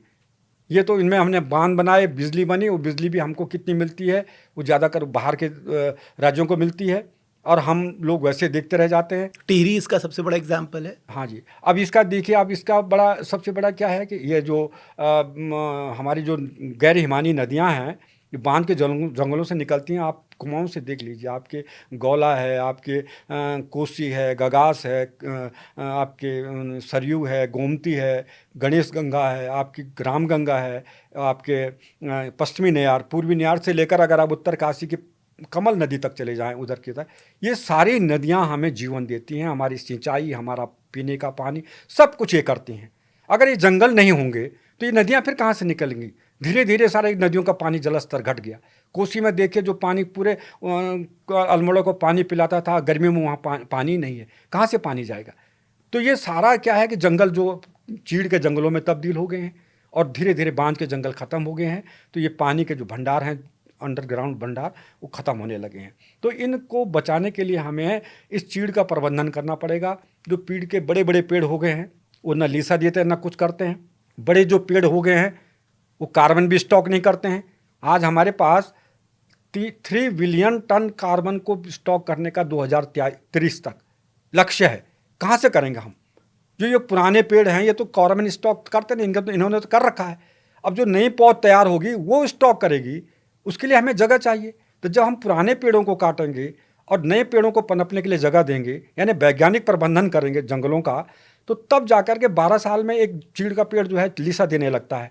तो जैसे वो बड़ा अच्छा खूबसूरत जंगल बनेगा, पुराने पेड़ निकाल करके हम उन लकड़ियों को काट करके हम गाँव वालों को दीजिए, कि गाँव वालों का कहना तुम लकड़ी है, तुम अपनी मकान बनाओ। तो गाँव वाले अपनी मकान इसलिए नहीं बना पा रहे हैं कि उनको लकड़ी नहीं मिल पा रही है, और वो सारे लेंटर तोड़ करके लेंटर के मकान बना रहे हैं। आज देखिए पूरे हिमालय में हमारे सारे गांव लेंटर के मकान से, और ये सिस्मिक जोन 4 और 5 में पूरा इलाका बिल्कुल है, भूकंप के लिहाज से बेहद संवेदनशील है। तो लोग अपने इन्हीं कारनामों से मरेंगे। हाँ बिल्कुल। तो इस तरह से अगर हमें लकड़ी मिलती है तो हम हल्के मकान बना दें। अब जैसे सरकार ने 1980 में एक एक्ट लाए कि साहब आप 1000 मीटर से ऊपर आप हरे पेड़ नहीं काट सकते हैं। तो एक एक्ट ऐसा भी लाए कि इतने मीटर से ऊपर आप लेंटर के मकान नहीं बना सकते हैं, आपको लकड़ी दे दी जाएगी। बहुत अथाह लकड़ी हमारे पास, सारी लकड़ियाँ सड़ रही हैं, इतने बड़े बड़े चीड़ के जंगल हैं, तूफान आता है तो सारे पेड़ धराशायी हो जाते हैं। पुराने पेड़ों को काट करके गांव वालों को निःशुल्क दीजिए, उस पर रोक लगाइए कि कैसे इसका वितरण होगा। गांव वालों से कीजिए कि आप लकड़ी के मकान बनाइए, खूबसूरत बनाइए, होम स्टे को बढ़ावा मिलेगा। और जो नए पौधे हैं उनको जगह मिलेगी, तो वो जब जगह मिलेगी तो उसको क्या करेंगे, जब बड़ा हो जाएगा, अच्छा जंगल हो जाएगा, हमने उसको ठेके में दे दिया, भाई इस पर लीसा निकालो। 1-2 ठेकेदार आएंगे, वो पैसा गवर्नमेंट के खाते में जो है वो राजस्व बढ़ेगा, और इधर जो लकड़ी है वो गाँव वालों को मिलेगी। अब जब एक जंगल का ठेका पड़ जाएगा कि तुम्हें यहाँ लीसा निकालना है, तो उस जंगल की रक्षा करने का दायित्व तो भी ठेकेदार का हो जाएगा। कभी आग लगेगी, अब गर्मियों में इसी समय लीसा निकलता है, तो अपने मजदूरों को लगा करके आग की निगरानी करेगा कि नहीं भाई जंगल नहीं कटना चाहिए, मेरे इतना कंटर जो है लीसा यहाँ निकला हुआ है, वो जल जाएगा, घावों पर लीसा आग जगेगी तो हमारे घाव खराब हो जाएंगे, तो वो बचाव करेगा। इस तरह से हमारे जंगलों को बचाने की सहभागिता बन जाएगी। लेकिन बिना सहभागिता के हम नहीं बचा सकते, ये तो बिल्कुल स्पष्ट है। तो इस तरह के कार्यक्रम हम करें ना, इस तरह के वैज्ञानिक प्रबंधन। मैं देख रहा था एक भोपाल में जो पर्यावरणीय संस्था है, इंस्टीट्यूट है, उसने हमारे जंगलों का ये निकालने की कोशिश की कि साहब हम सालाना कितनी पर्यावरणीय सेवा देश को दे रहे हैं हमारे जंगल। तो तकरीबन 1 लाख करोड़ रुपए सालाना उसकी वैल्यू निकली, उसकी इकोनॉमिक वैल्यू जो हमारे फॉरेस्ट की है। आपसे मैं जानना चाहता हूं कि जब हम इतनी बड़ी इकोनॉमिक वैल्यू हमारे फॉरेस्ट की है और हम वो सेवाएं दे रहे हैं पूरे देश भर को, तो बदले में हम मांगते हैं कि साहब हमें ग्रीन बोनस के रूप में आप कुछ आर्थिक मदद करिए, क्योंकि हमारे पास रेवेन्यू के ऐसे संसाधन तो है नहीं। तो आपको लगता है कि अकेले उत्तराखंड को नहीं बल्कि जितने भी हिमालयी राज्य हैं वो एकजुट होकर, एकमुठ होकर इस बात को उठाएं कि साहब हम जब ये पर्यावरणीय सेवा दें उसके बदले आप हमें मदद करिए? आपका क्या विचार है? बिल्कुल सही है, हम तो बहुत पहले से इस बात को कह रहे हैं कि हमारा जो हिमालयी राज्य है इनकी एक अलग नीति बने, हिमालय नीति बने इस पे, और उसमें ये हो कि यहाँ के लोगों के आजीविका के लिए हम क्या कर रहे हैं। भाई हमारे चारों तरफ आप देखिए, उत्तराखंड में 7 नेशनल पार्क हैं, 6 नेशनल पार्क हैं, 7 सेंचुरीज हैं, और 3 जो हैं ये आरक्षित हैं। तो हमारा चारों तरफ तो सारा ये प्रतिबंधित क्षेत्र हैं, तो हम कहाँ से काश्तकारी करेंगे? हमने तो सब कुछ हाथ खड़ा कर रखा है, हम लकड़ी तक नहीं ला पा रहे हैं, घास हमारे पास नहीं है। आज देखिए इन जंगलों में जो सरकार ने जो प्रतिबंध लगा रखा है, इसका क्या दुरुपयोग हुआ आप जानते हैं? देखिए उसमें क्या, सारे जितने भी बाहरी वीड्स आए हैं वो सारे फैल चुके हैं। आप Rajaji national park, Nanda Devi national park, आप कॉर्बेट नेशनल पार्क में चले जाएं, सारा लेंटाना भरा पड़ा है। आप ऊपर हिमालय की तरफ चले जाएं, मध्य हिमालय के क्षेत्र में चले जाएं, सारा काला बांस फैला हुआ है, सारा गाजर घास फैला हुआ है। अब ये घासों ने पूरी ज़मीन पकड़ ली है, हमारी जो परंपरागत घास हैं वो लुप्त हो गए, उनकी जगह पर तो ये आ गए, ये इस तरह से फैल गए कि पूरे इन्होंने सब को ढक लिया। अब हमारे पास संकट खड़ा हो गया कि हम अपने जानवरों को क्या खिलाएं? जंगल काट नहीं सकते हैं, जो घास थी हमारी वहाँ लेंटाना जानवर खा नहीं सकते हैं, गाजर घास खा नहीं सकते हैं, अब उनको क्या खिलाएं? सारे जानवरों को हमने सड़कों पर छोड़ दिया, गांव में एक जोड़ी बैल हमारे पास नहीं रह गया। ये संकट हमारे पास है, तो संकट से तो हम झेल रहे हैं ना, तो इस संकट से निवारने के लिए सरकार को काम करना चाहिए। हमारे पास जंगल नहीं है, लकड़ी नहीं, तो हमें आप गैस मुहैया कराए, हमें सब्सिडी दीजिए, उसमें हिमालय राज्यों को दीजिए, हमारे लिए रोजगार के साधन बनाइए। हमारे पास पर्यटन का क्षेत्र है इतना बड़ा, पूरा हिमालय इतना अच्छा पर्यटन, हमारे पास झरने हैं, नदियाँ हैं, जंगल हैं, अलग अलग प्रकार के जंगल हैं, कहीं चीड़ का जंगल है, कहीं देवदार के जंगल हैं। हम इन पर्यटनों की खोज करके यहाँ पर्यटन का विकास करें। हम इनको कह रहे हैं, हम केवल 4 धाम यात्रा पर केंद्रित क्यों हैं? हम कई प्रकार के विभिन्न आयाम वाले पर्यटनों का यहाँ विकास करें। और 4 धाम यात्रा आप देखिए, पिछली बार 48 लाख लोग आए हैं। मतलब हमारा जो हिमालयी क्षेत्र है वो कितना ओवरबर्डन हो रहा है आप देखिए, बिकॉज हमारी जो धारण क्षमता है मुझे नहीं लगता इतनी है जितनी बड़ी आबादी को हम यहाँ पर बुला रहे। तो हम संतुलन कैसे बनाएं? वही तो, अब संतुलन के लिए तो हमें भी काम करना पड़ेगा हमको। अब क्योंकि हिमालय हमारा है ना, ये पूंजी प्रकृति ने हमको सौंपी रखी है। तो हमारा भी तो कर्तव्य बनता है कि हम अपने इन प्राकृतिक संसाधनों का बचाव करें, इनके लिए आगे आएँ। सरकार नहीं करती तो सरकार के सामने दरवाज़ा खटखटाएं कि गलत हो रहा है। इतने लोग, अगर आप हिमालय में जा रहे हैं, जिस हिमालय की आप बात कर रहे हैं कि संवेदनशील क्षेत्र है, टाइप 5 में आता है, वहाँ के इतने जीव जंतुओं पर इतना, जो हमारे पारंपरिक जो हमारे नियम थे कि वो इसलिए बनाए गए थे कि ये बहुत ही संवेदनशील जीव हैं, इनको बचाना है। आज इतने लाखों लोग जो हैं बुग्यालों पर जा रहे हैं, सारे हमारे जो 4 तीर्थ हैं बिल्कुल बुग्यालों में ही हैं, तो उन पर कितना असर पड़ रहा होगा। आज वहाँ नहीं, लोग हिमालय के अन्य भागों में भी भाग रहे हैं, वहाँ जा रहे हैं, डेक डैक बजा रहे हैं, हल्ला कर रहे हैं, जड़ी बूटियाँ वहाँ से उठा के ला रहे हैं, कोई देखने। तो ये सब चीज़ें देखना, इनको हमें देखना होगा कि अपनी विरासत को बचाने का दायित्व तो हम लोगों का है। हम मिल करके इनको बचाने के लिए आगे आएँ और यहाँ की एक नीति बने कि हमारे हिमालय में आपको जाना है तो आपको ये इन नियमों को फॉलो करना पड़ेगा। आप इतने लोग आ सकते हैं, इतने लोग चले जाएंगे तो इतने लोग आएंगे। आप हिमालय में जाएंगे तो आप वहाँ जड़ी बूटी ने को स्पर्श नहीं कर सकते हैं। आप फ़ोटो खींचिए, आप देखिए, आनंद लीजिए, लेकिन वहाँ आप प्लास्टिक पर प्रतिबंध लगा दीजिए। आप वहाँ बोतल का पानी नहीं ले जा सकते हैं, क्योंकि वहाँ का पानी वैसे ही नेचुरल उस बोतल के पानी से कई लाख गुना अच्छा है। वहाँ का पानी पिएंगे आप तो आपके अंदर तो ऊर्जा आएगी, वहाँ के स्वस्थ रहेंगे। तो वहाँ बोतल ले जाने की ज़रूरत क्या है? हर जगह पानी, हिमालय में तो हर जगह पानी है।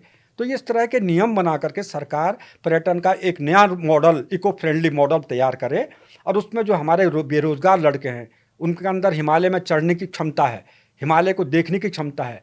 बाहर का गाइड काम नहीं करेगा।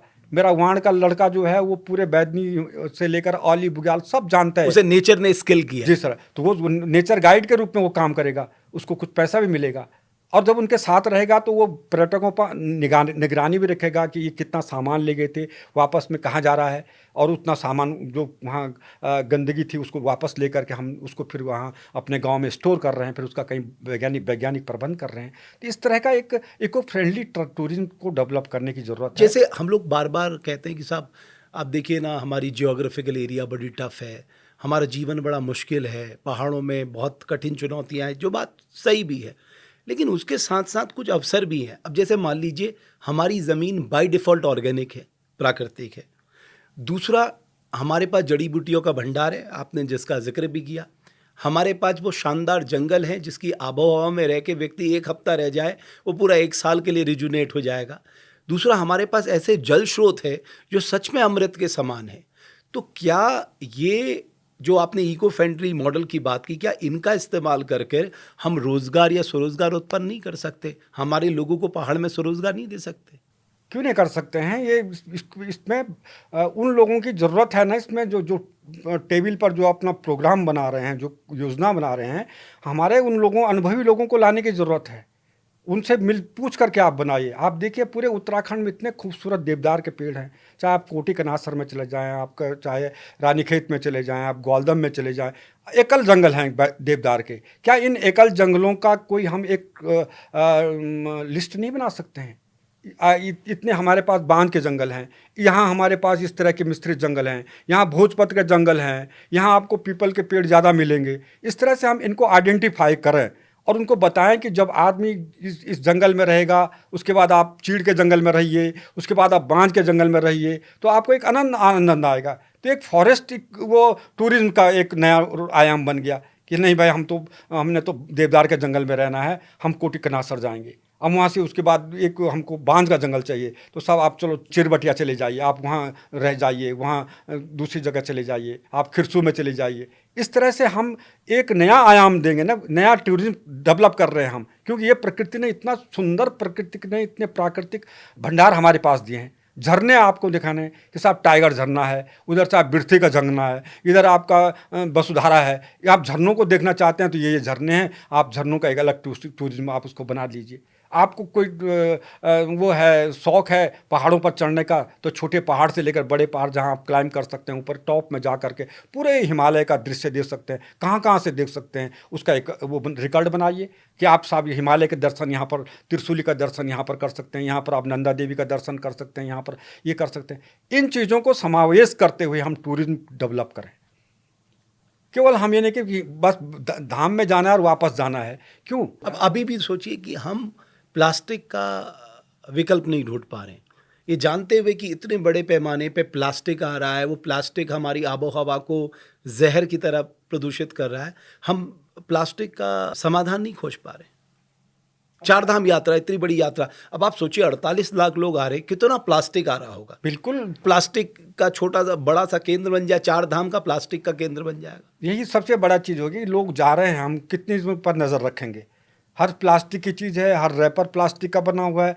आप थोड़ा उधर गए टॉप में, वहाँ बुग्याल में बैठे, आपने खाया पिया वहीं पर छोड़ दिया, वो प्लास्टिक वहीं पड़ गया।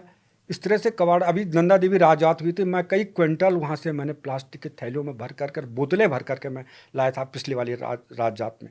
इस तरह से लोग पर्यटन छोड़ रहे हैं, हिमालय के बुग्यालों को बर्बाद कर रहे हैं।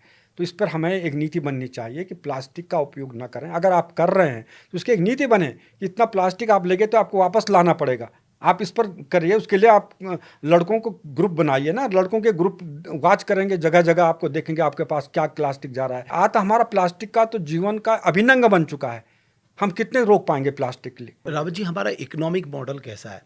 पहले हमने नदियों को गंदा किया, अब सफाई के नाम पे लाखों करोड़ रुपए हम उस पर खर्च कर रहे हैं। फिर हमने अपने पर्यावरण को गंदा किया, फिर उसे साफ सुथरा बनाने के लिए लाखों करोड़ रुपए खर्च कर रहे हैं। फिर हमने बेतहाशा जंगलों को काटा, अब नए पेड़ लगाने के नाम पे हजारों करोड़ रुपए खर्च करें, जबकि पेड़ कितना बच पाते हैं ये सबको पता है। आपको लगता है हमें इस इकोनॉमिक मॉडल पे पुनर्विचार करना पड़ेगा? हमें अपनी प्रकृति के प्रति संवेदनशील होना ही पड़ेगा, क्योंकि अगर प्रकृति ने अपना रौद्र रूप दिखा दिया तो इंसान की तो कोई मजाल है ही नहीं, फिर तो वो सब कुछ तबाह करने में उतर जाती है। तो हमारे पास अभी भी रास्ता, आपको लगता है ये जो जलवायु परिवर्तन हो रहा है, ये जो क्लाइमेट में अलग अलग तरीके हमें देखने को मिल रहे हैं, हम अभी भी इससे बच सकते हैं अगर हम थोड़ा संवेदनशील हो जाए? बिल्कुल बच सकते हैं, हमारे पास अभी है बचने का रास्ता है। आप देखिए हमारे यहाँ जैविक खेतियाँ हैं, लेकिन अभी ज़रूरत है कि हम सरकार इस पर ज़रूर सोचे कि हमारे गांव वालों को ज़मीन मिल सके। आज हमारे पास 1962 के बाद भूमि बंदोबस्त हुआ था, आज तक नहीं हुआ। अब हमारे पास 2 खेत भी नहीं है, मैं उसमें जैविक उगाना चाहता हूँ, कहाँ उगाऊंगा? अगर उगाता हूँ तो सबसे बड़ा जो खतरा हमारे पास आया है इस समय, वो बंदरों का है, सुअरों का है। वो सारे गांव में घुसे हुए हैं, हम एक खेत में कुछ कर नहीं पा रहे हैं। हम कह रहे हैं चलो अंडरग्राउंड चीज़ बोएंगे तो उससे कुछ फ़ायदा होगा। अब वो सुअर आ रहा है, रात को हल लगा करके सारे अदरक वगैरह उठा करके सब ले जा रहे, तो हम तो सारे गांव तो परेशान है। और वही ये आज पूरा हिमालय का जो हमारा उत्तराखंड का बेल्ट है, अभी ये जैविक खेती के लिए बचा हुआ है। कम से कम उसमें खाद का उतना ज़्यादा प्रयोग नहीं, और मार्केट भी है, जैविक उत्पादों की बड़ी मार्केट भी है, बहुत मार्केट है। आप जब साहब यहाँ गेहूँ मंडुआ होता था, तब हम मंडुआ खाने के लिए तैयार नहीं होते थे, और हमारे पास भंडार भरा रहता था मंडुआ का, हम जानवरों को खिलाते थे। हमारे भूटिया भाई आते थे ऊपर वहाँ से तिब्बत से, हम तिब्बत को देते थे, वहाँ से नमक लेते थे। आज जो है मंडुए का इतना भाव आ गया, हमने खेती करना छोड़ दी। कितना उल्टा काम किया। अगर हम आज मंडुआ उगाते हैं तो आज मंडुआ उगा करके हम आत्मनिर्भर बन सकते हैं, क्योंकि मंडुआ पानी भी कम चाहिए। बिल्कुल, हमारे घर पे पहुंच जाएंगे लोग कि साहब हमें मंडुआ दीजिए। आज जा रहे हैं लोग, दाल के लिए जा रहे हैं, सब जैविक के लिए जा रहे हैं, और जैविक का इतना बड़ा बाजार है। लेकिन हमारे उन किसानों को तो कुछ नहीं मिल पा रहा ना, वो तो उसी भाव से दे रहे हैं, बिचौलिया खा जा रहे हैं उसको सारा उन पैसों के नाम पर। तो इसलिए इन चीज़ों को देखने की ज़रूरत है कि हम यहाँ जैविक का एक बहुत बड़ा वो अपना नेटवर्क तैयार करें पूरे उत्तराखंड में। लोगों के पास ज़मीन नहीं है, ज़मीन आइडेंटिफाई करके चकबंदी का वो एक नया जो दौर है उसको हम मिल बैठ करके तैयार करें कि कैसे लोगों को हम ज़मीन दे सकें। जो खाली ज़मीन है उसको गांव वालों को दीजिए, जो उन्होंने छोड़ दी है उन पर एक ऐसी व्यवस्था बनाए कि ताकि गाँव में जो खेत हैं वो खाली न रहें, और हम उनमें उगाएं, सब्जियां उगाएं, उनमें हम दाल उगाएं, हम उनमें मंडुआ झंगोरा मोटा अनाज उगाएं उसमें, और उसका मार्केटिंग करें। जिस तरह से पहले दूध के लिए था कि साहब दूध आ रहा घर में आ जाता था, हम ले लेते, लेकिन बाद में तो सब मिला हुआ दूध आ रहा है। हमारे बच्चे तो हैं मिक्स दूध पी रहे हैं, इसमें पाउडर आ रहा है, क्या आ रहा है। अब लोगों ने कहा हमारे बच्चे कैसे पलेंगे, ये तो गलत हो रहा है। तब क्या उन्होंने उपाय सोचा कि उन्होंने कहा हम खुद जा कर के बर्तन ले करके वहीं जाएंगे जहाँ दूध दुहा जा रहा है, चाहे हमको ज़्यादा पैसा देना पड़े। और आज लोग शाम को देखिए आप, सब अपने बर्तन लेकर के और गौशाला तक पहुंच जाते हैं, और उसको हमारे सामने गाय दूहो और तब आपको दूध मिलेगा, और हम खुश हो जाते हैं कि हमें जो है बढ़िया दूध मिल गया। कल आने वाले समय में भी जो जैविक का जो इतना बड़ा भंडार आप बड़े बड़े मॉल में मैं देख रहा हूँ सारा भरा पड़ा है, क्या वो जैविक है? तो अब लोग आएंगे आपके खेतों में, जैसे दूध के लिए जाते हैं वैसे हमारे पहाड़ में, हमारे गांव में आएंगे लोग कि हमें फसल कट रही है, हमें ये दे और आप दीजिए, एक हम वो टूरिज्म करेंगे। स्टेट है तो आपके पास ये प्रोडक्ट तो आपको बिकेंगे ही बिकेंगे। बिकेंगे, बिल्कुल बिकेंगे। मार्केट तो मेरे गांव में ही तैयार हो जाएगा। बिल्कुल। मुझे उगाने की ज़रूरत है, उसकी ज़रूरत, पर यह है कि उगाने के अवसर पैदा किए जाए, इसके लिए सरकार करे। और इसमें हमारी जो प्रायोरिटी पहली थी जब राज्य बना था कि हम अपने बागानों को, अपने खेतों में आत्मनिर्भर बनेंगे, उसकी तरफ ध्यान देना पड़ेगा। बट रवि जी, सबसे बड़ा चैलेंज आपको लगता है अपनी यंग जनरेशन को अपनी धरोहरों से जोड़ना है, चाहे वो बुग्याल हो, चाहे वो हमारी जड़ी बूटियाँ हों, चाहे वो हमारे नौले धारे हों, चाहे वो हमारी धरती माँ हो, हमें इन, चाहे वो हमारे जंगल हो, ज़मीन हो, इन सब से हमें उनको जोड़ना बहुत ज़रूरी है कि यंग जनरेशन अगर इसके इम्पोर्टेंस को समझ जाएगा तो वो एक लोकल इकोनॉमिक मॉडल अपने आप ही तैयार हो जाएगा। वो समझ जाएगा कि ये मेरा एक इकोनॉमिक मॉडल है, यानी प्रकृति ने मेरे स्वरोजगार के लिए मुझे ये संकेत किया है कि साहब ये तेरे स्वरोजगार का जरिया भी है, इसका संरक्षण भी कर, इससे स्वरोजगार की पर अपना आजीविका भी चला। कई मॉडल हैं इस समय, जिन लोगों ने अभी कोरोना के बाद वापस लौट के आए थे गाँव में, उन्होंने बहुत अच्छा मॉडल तैयार किया है। पौड़ी में आपके जाएँ, अल्मोड़ा की तरफ इधर गए हैं और आज वो बहुत अच्छा कमा रहे हैं और खुश हैं। लेकिन कुछ भर के नहीं, हम एक बड़े स्केल पर इसको करना चाहते हैं। आज हमारा बच्चा सीधा चले जा रहा है और उसको ये है कि मुझे अंग्रेजी पढ़नी है, न मालूम कितने बड़ी कंपनियों में मुझे नौकरी मिल जाएगी। और आज खेत में काम करने के लिए कोई तैयार नहीं है, सबके हाथ में मोबाइल है, रात दिन वो मोबाइल पर इस तरह का जादू है कि वो एक खेत पर करने के लिए कोई तैयार नहीं है। तो ऐसी स्थिति में, ये विकट स्थितियां हैं, इसमें सबसे पहले हमें अपनी शिक्षा में परिवर्तन लाना पड़ेगा कि उनको अफसरशाही न बना करके उनको गांव की तरफ जब तक हम लौटाएंगे नहीं, खेतों की महत्व को हम बताएंगे नहीं, जबकि गाँव के महत्व को हम बताएंगे नहीं, तब तक कुछ नहीं हो सकता। और इसमें सरकार को मदद करनी पड़ेगी। सरकार केवल योजना बना देती है, योजना तक सीमित नहीं रहेगी, बल्कि सरकार को गांव तक घुस करके उन लोगों के पीछे खड़ा रहना पड़ेगा कि तुझे ज़रूरत क्या है, हम देने को तैयार हैं। तू इस होम स्टे चला रहा तो चला, इसमें क्या क्या करना है, तेरे साथ क्या मदद करनी है। जब तक ऐसे सरकारी कर्मचारी भी हमारे युवकों के साथ नहीं जुड़ेंगे तब तक हम आगे नहीं बढ़ सकते हैं। उनको एक सरकार की मदद चाहिए और वो चाहिए कोई आदमी उनके साथ खड़े हो। ऊपर से योजना आ जाती है और उसके बाद योजनाएं नीचे आकर के छोटे छोटे अधिकारियों में आ जाती है। उसके बाद योजना गांव को सौंप दी, करना तो करो, नहीं करना, न मॉनिटरिंग होती है न कुछ होती है। वो ऐसा लगता है कि मैं कहीं आधे रास्ते में अट गया हूँ, अब क्या करूँ मैं। कभी कहता है साहब मुझे बीज नहीं मिल रहा है, कभी कहता है मुझे पौधे नहीं मिल रहे हैं, मैं करना चाहूँ। वो भटकता ही रहता है और फिर वो छोड़ देता है उस काम को। तो इसलिए मजबूती से सरकार उनके जिनको दे रही है, जिनका करे, उनके साथ खड़ा रहे अंतिम तक। जब तक वो उस पर आत्मनिर्भर नहीं बन सकता है तब तक उस पर मॉनिटरिंग करे। सरकार के लोग जो हैं उससे साथ जुड़े रहें कि हाँ इस तरह से कर, ये कमी आ रही है तो इस तरह से, दवाई नहीं है तो इस तरह से करना, इस तरह से तब तो आगे बढ़ सकेंगे। तो उसी प्रकार से हमारे मॉडल है, हमारे पास बहुत सारे मॉडल हैं। आप कह रहे हैं कि हमारे कई गाँव हैं जिनको कि हम अभी चाहें तो पर्यटक गाँव के रूप में विकसित कर सकते हैं, क्योंकि आजकल क्या हो, सारे गांव बदल गए। अब राव जी, मैं घेस गांव गया था। हाँ, वहाँ लोग कुटकी की खेती कर रहे हैं। हाँ, अभी लोग वहाँ पर ऑर्चर्ड लगा रहे हैं। मतलब कितने, आप सोचे, बोलते घेस से आगे नहीं कोई देश।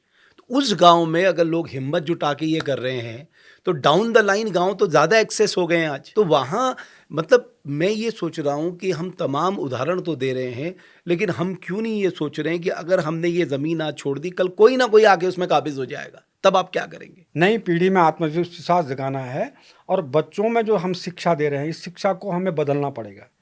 इस केवल शिक्षा इस भागदौड़ की शिक्षा है। अगर हमारे गांव से पलायन हुआ है तो उसके पीछे जिम्मेदार शिक्षा है, क्योंकि वो था कि शिक्षा वो है जिसको अंग्रेजी आती है।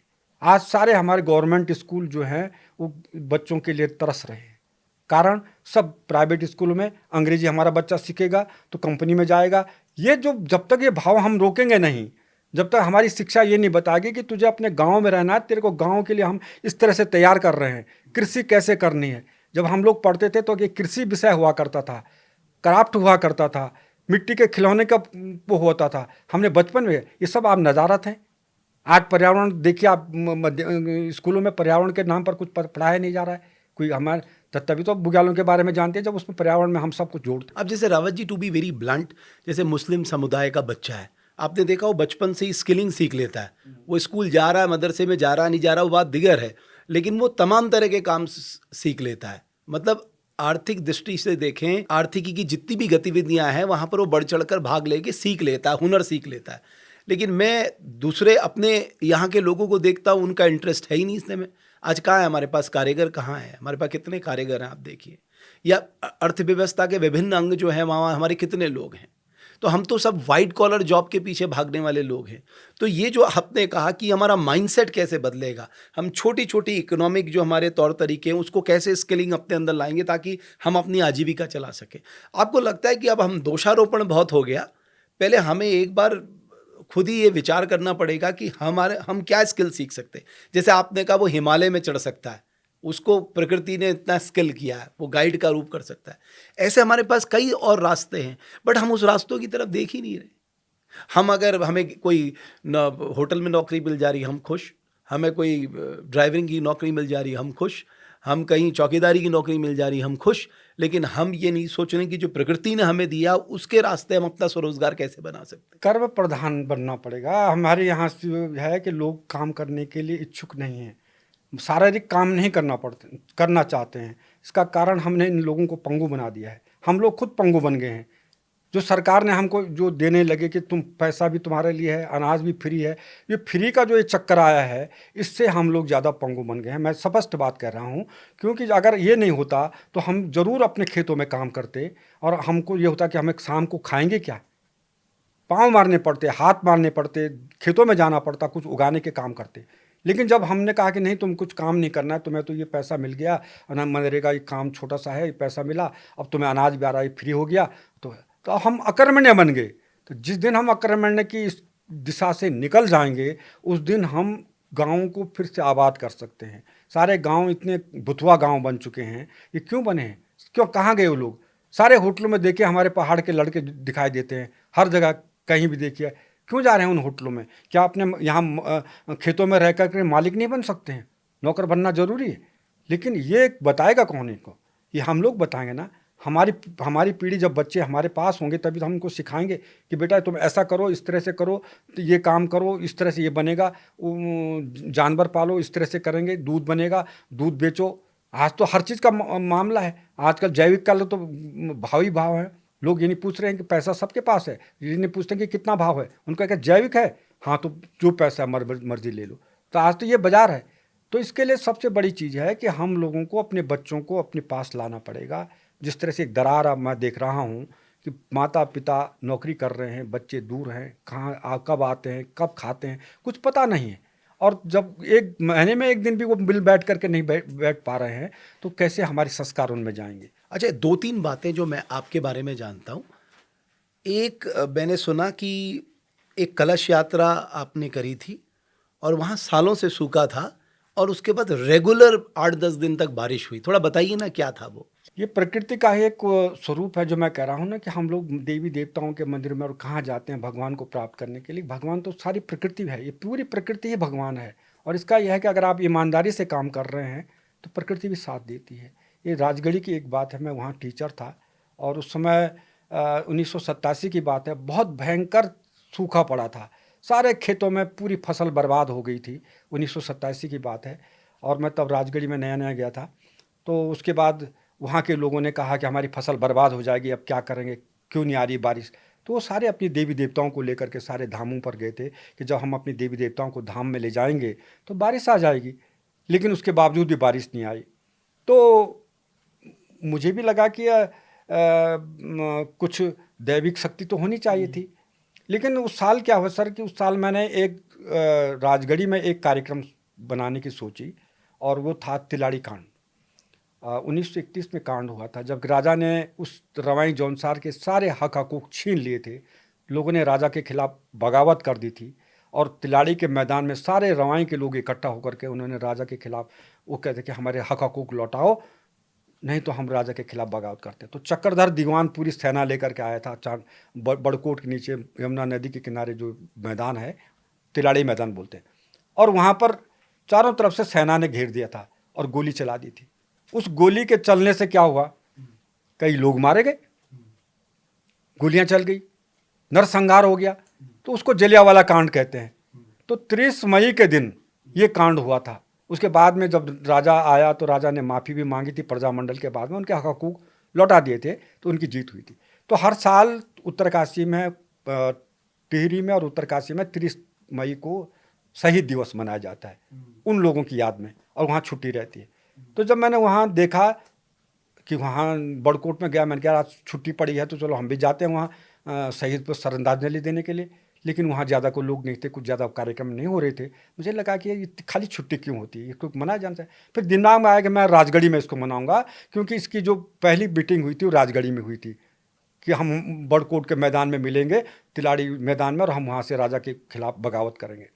तो तब मैंने कहा अगर वहाँ नहीं मनता तो हम राजगढ़ी में मनाएंगे। तो 1987 में मैंने राजगढ़ी में तिलाड़ी के नाम पर वृक्ष अभिषेक समारोह मनाने का काम किया, क्योंकि वृक्षों से जुड़ा हुआ था। और उसी साल भयंकर सूखा पड़ा, लोग अपनी देवी देवताओं को लेकर के लौट कर आए, कहीं बारिश नहीं हुई। अब 30 मई के दिन जो मैंने वहाँ कार्यक्रम मनाना था, ऐसा भयंकर सूखा पड़ा हुआ था। तो मैंने डीएफओ साहब से कहा, मैंने कहा साहब मुझे कुछ पेड़ चाहिए। उन्होंने कहा रावत जी आप पेड़ कहाँ लगाएंगे, इतनी बारिश में, बारिश तो है ही नहीं, सारा सूखा पड़ा है, लोग हंसेंगे हम पर कि हम वृक्षारोपण कर रहे हो तुम। मैंने कहा साहब मेरे यहाँ राजगढ़ी में पानी है, मैं उन पेड़ों को पानी दूंगा, जिंदा रखूंगा, लेकिन आप मुझे पेड़ दीजिए। तो उन्होंने कहा ठीक, अगर आप कर सकते हैं तो मैं आपको बढ़िया वाला पेड़ भेज दूँ। तो मैंने क्या किया, मेरे स्कूल में 40 गाँव के बच्चे पढ़ते थे, और उन 40 गांव के प्रधानों को मैंने बुला करके एक मीटिंग की, और मैंने कहा सर ऐसा है कि हम लोग यहाँ पर तिलाड़ी के शहीदों के लिए नाम पर यहाँ पर एक पेड़ लगाएंगे, एक मेला मनाएंगे, और उसको वो वृक्षारोपण मेला होगा। आपको प्रत्येक गांव से एक पेड़, जैसे तुम अपनी डोली में देवताओं को ले गए थे, ऐसे एक पेड़ को लेकर के डोली में रख करके लाना होगा। और स्कूल के परिसर बहुत बड़ा था हमारे पास, मैंने वहाँ गड्ढे खुदवा दिए थे, हर गड्ढे में मैंने प्रत्येक गाँव का नाम लिख दिया था। तो मैंने कहा तुम अपने गांव से डोली में एक पेड़ लाओगे ग्राम वृक्ष के नाम पे, और फिर मुझे पता था कि पेड़ लगेगा तो एकदम पानी कहाँ से आएगा। फिर मैंने उसमें व्यवस्था बनाई कि हर गांव से 7 लड़कियां जल कलश लेकर के भी आएंगे, उस गांव का पानी लेकर के भी आएंगे, और सारे लोग जो हैं नारे लगाते हुए राजगढ़ी में आएंगे, और हम यहाँ वृक्षारोपण कार्यक्रम करेंगे, और कुछ बच्चों तो इस तरह का कार्यक्रम था। तो उसका नाम ही वृक्ष अभिषेक समारोह रखा था। तो जब अगले 30 मई को जब सारे लोग आए, तो एक गांव के लोग अपनी डोली लगा रखी, उस पर एक पेड़ रखा। पेड़ मैंने पहले दिन सारे गांव को भेज दिए थे। सारे गांव के 40 गांव की डोलियां जब राजगढ़ी में पहुंची, एक चबूतरा था वहां पर, उसमें हमने रखा। प्रत्येक गांव से 7 लड़कियां कलश लेकर के अपनी परंपरागत वेशभूषा में वहाँ पर आई। मैंने बच्चों के कार्यक्रम किए थे, स्टेज बना हुआ था, वहाँ पर कार्यक्रम किए। उतने गाँव के पेड़ वहाँ पर रखे थे, उतने मैंने गड्ढे खुदवा रखे थे। सारे वहाँ वृक्ष अभिषेक हुआ, वेदों के नाम पर वहाँ पर पानी का सिंचन उन पेड़ों पर किया गया। मैंने ग्राम प्रधान से कहा अपने गांव का पेड़ उठाइए और अपने गांव की 7 लड़कियों को लेकर के अपने गड्ढे में जाइए, जहाँ पर बना रखा है उस पर पेड़ लगाएंगे प्रधान जी, और 7 लड़कियाँ 7 परिक्रमा करके उसमें पानी डालेंगे। ऐसे करके सारे पेड़ वहाँ पर 40 पेड़, और कुछ और हमने डीएम साहब को बुलाया था, एसडीएम साहब का कि आए थे, उनको भी उनके नाम पर 1987 की बात। जी सर। तो 1900 उसके बाद वो पेड़ को है, उसके बाद वहाँ पर एक कार्यक्रम हुआ, बच्चों के सांस्कृतिक कार्यक्रम हुए, उस तरह हुए, पेड़ लग गए। कहीं बादल नहीं, कुछ नहीं। उस 6-7 लड़कियों का जो पानी था वो तो पड़ गया पेड़ में वहाँ पर। अब वो एक गांव था सरनौल, उस सरनौल के लोगों ने कहा साहब हम तो आएंगे लेकिन हम वापस नहीं जा सकते हैं, बहुत दूर है। तो मैंने कहा तुम्हारे रहने की व्यवस्था मैं कर दूंगा, राजगढ़ी में तुम रहोगे। लेकिन उन्होंने एक मेरे पास शर्त रख दी कि साहब हमने बल हमारे गांव वालों ने कभी सिनेमा नहीं देखा, हमारे लिए तुम उस दिन सिनेमा दिखा दो। तो मैंने वन विभाग से डीएफओ साहब से कह करके, मैंने सन के पास था, मैंने कहा साहब सिनेमा का सारा बल हमारे पास बल फिल्म नहीं है लेकिन डॉक्यूमेंट्री हैं, मैंने कहा तुम डॉक्यूमेंट्री दिखा देना। तो उस दिन उन्होंने वो सारा भी ट्रक में भिजवा दिया था, पेड़ों के साथ वो भी आ गया था। तो रात को राजा का कोठा है वहाँ पर, उस पर हम रहते थे, बीच का मैदान था, वहाँ पर हमने कहा यहाँ पर रात को सिनेमा होगा। तो आसपास के गांव वाले भी, उसमें बहुत बड़ा कौतूहल होता कि सिनेमा हो रहा, पूरा वो मैदान भर गया। रात को फिल्म लगी तो उसमें थोड़ा वो वन विभाग की लाइट थी तब 1987 उसमें, वहाँ पर लाइट थी, राजगढ़ी में लाइट थी, तो वहाँ पर वो कार्यक्रम होने लग गया। अब देखिए वहाँ पर जब रात को पिक्चर चलने लग गई तो मैं तो दिन भर का थक गया था, मैं तो वहीं पर, मेरा कमरा था, मैं लेट गया। मुझे 1 बजे एक लड़का बाहर आता है, अब मेरे को गुरजी गुरजी, वो मैंने सोचा वहाँ कोई लड़ाई होगी, क्योंकि मैंने कहा कोई दारू पी करके आ गया, शराब पी के आ गया तो लड़ रहा होगा। तो गुरजी बोल वो ऑपरेटर कर रहा है कि मैं बंद करता हूँ बल। मैंने कहा क्यों, लोग चले गए? नहीं, लोग तो सब बैठे। बाहर गया तब तक बूंदाबांदी हो रही वहाँ पानी की।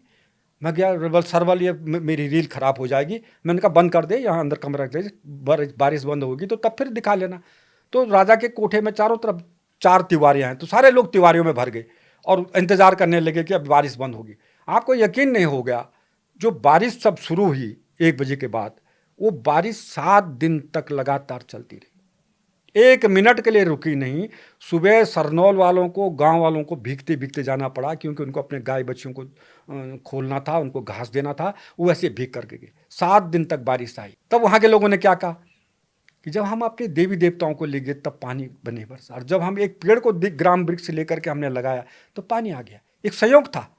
और फिर पानी 5 दिन क्यों आया, 8 दिन आता, उस 7वें दिन क्यों आया?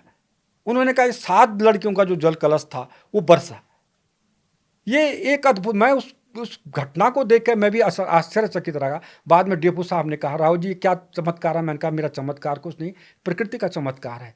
हमने पेड़ लगाए, उनकी पूजा की, प्रकृति ने पूजा को ग्रहण कर लिया। उसके बाद क्या प्रभाव पड़ा उन पर कि जो वहाँ 2-3 गांव थे, धराली था, डकियाट गांव था, यहाँ की महिलाएं मेरे पास आई। उन्होंने कहा रावत जी हमको पेड़ चाहिए।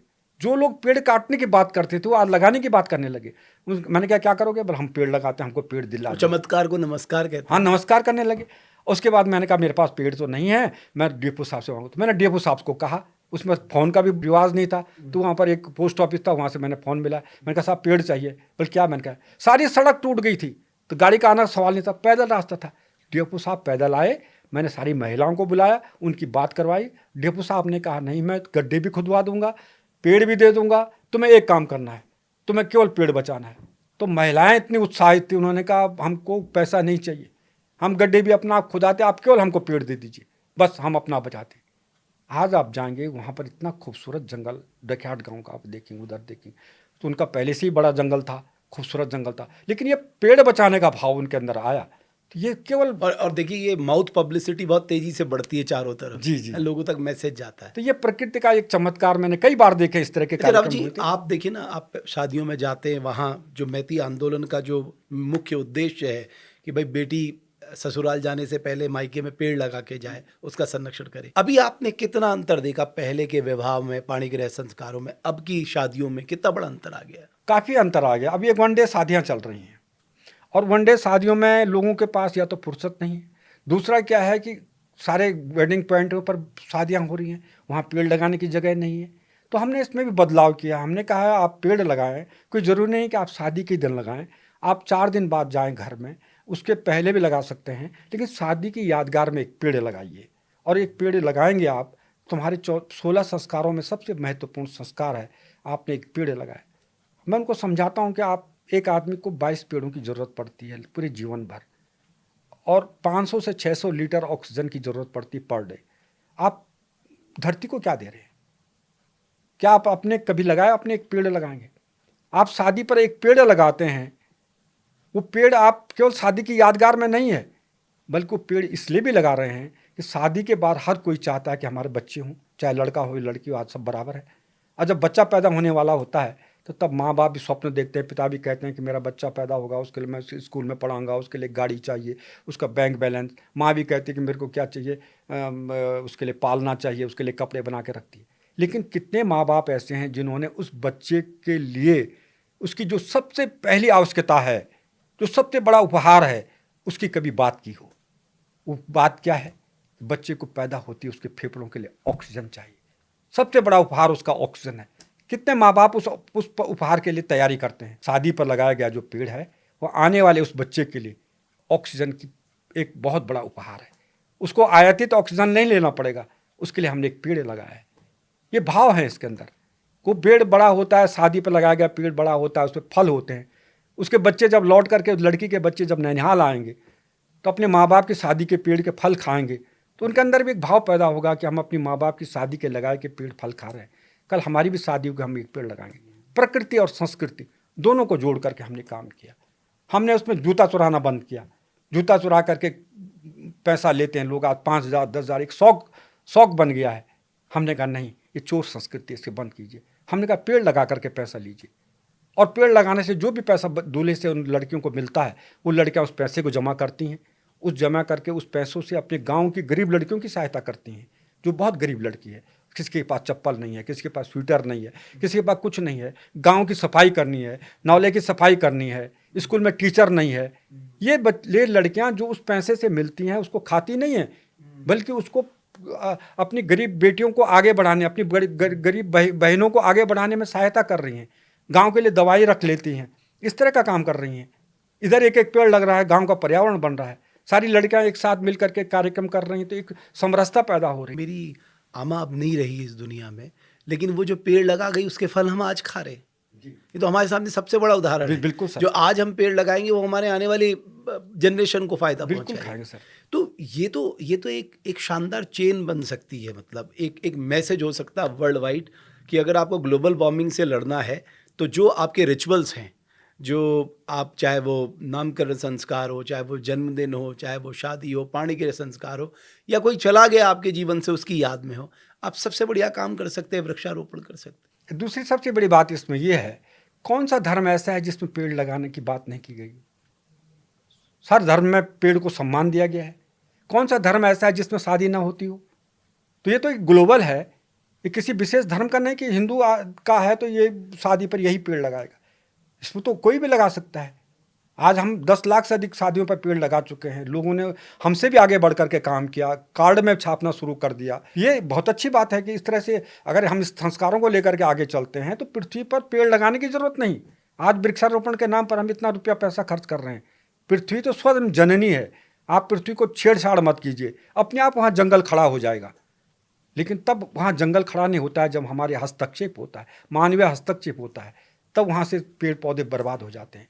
अच्छा रावत जी, अभी ना कुछ यंग लड़के मैं देख रहा हूँ, वो जल संरक्षण में बड़ा अच्छा काम कर रहे हैं। वो नौले बना रहे, नौले धारे पे तो काम कर ही रहे हैं, वो चाल खाल खूब बना रहे हैं ताकि बरसात के समय पानी उसमें आ जाए, पानी से वो भर जाए और फिर वो पानी धीरे धीरे रिसे तो वो नीचे की तरफ जाए, तो फिर क्या होता है, वो जो जंगल वो दोबारा वो जंगल रिजुविनेट हो जा रहा है। मैं खुद अपनी जगह देख के आया, जैसे मैंने घोड़ाखाल में ऐसा देखा, एक चंदन नयाल है हमारे ओखलकांडा में, उनको मैंने देखा, और भी कई जगह मैं ऐसा देख रहा हूँ। तो एक शिक्षक हैं अपने चौखुटिया के, वो बहुत शानदार काम कर रहे हैं। सैकड़ों एग्जाम्पल हैं, बट उन लोगों को ना वो रिकॉग्निशन नहीं मिल पाती, वो भरोसा नहीं मिल पाता। तो इसके लिए हम क्या कर सकते हैं? ऐसे लोग एक नई ताकत बने, आइकन बने, उनसे लोग प्रभावित हों, उसके लिए हम क्या करें? असल में इन लोगों को आगे बढ़ाने के लिए एक तो मॉरल सपोर्ट की ज़रूरत है। सरकार इनके लिए योजना क्यों नहीं बनाती? जब देख रही है कितने लोगों को, उनको केवल उनके हाथों पर केवल इनाम पकड़ाने से कुछ नहीं होता है। अब मैंने देखा कोई भी कभी उनको बुला के एक इनाम पकड़वा देते हैं, वो रस्म गदायगी हो जाती है। उनको सपोर्ट करने की ज़रूरत है, वो जो चाहते हैं उनको दिया जाए। अगर उनको थोड़ी भी मदद हम कर दें तो और उत्प्रेरित होंगे और अच्छा काम करेंगे, और उनके जो काम हैं उनको प्रचारित प्रसारित किया जाए।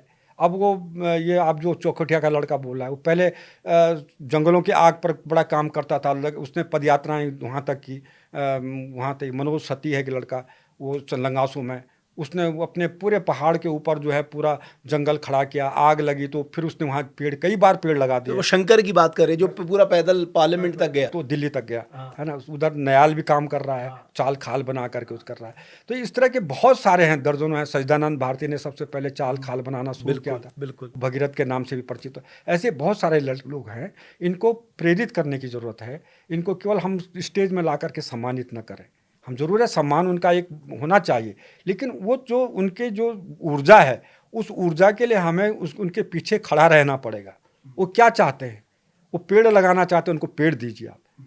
उनको वहाँ पर जगह कहाँ पर बनाना चाह रहे हैं, क्या कर रहे हैं, उसके साथ वन विभाग खड़ा है, उनके लिए हर प्रकार की सुविधाएं दीजिए आप। ये जब तक हम नहीं करेंगे तब तक ये बच्चे केवल आप इनकी वाहवाही करते रहेंगे, ये आगे काम नहीं कर सकते हैं। तो इनके साथ समाज को जोड़ना है। ये अगर समाज के वो हैं पथ प्रदर्शक बनने जा रहे हैं तो इनको समाज के साथ जोड़ने की ज़रूरत है, और वो विभाग जोड़ सकता है। हर जगह कार्यक्रम करें, उनको बुलाएं, समाज से जोड़ें कि ये तुम्हारे साथ काम करेगा, इस तरह से करेंगे, इनको आप ये करें। अच्छाई की एक चेन बनाए ना, एक मुहिम बनाए। दूसरी बात क्या है कि अब सरकार कोई योजना बनाती है तो इन लोगों को बुलाएं, बिल्कुल इनकी एक्सपर्टीज, इनसे बात करें। तो ये उनका सम्मान है कि हमको बुलाया गया था, हमको जो है हमारी बात सुनी गई।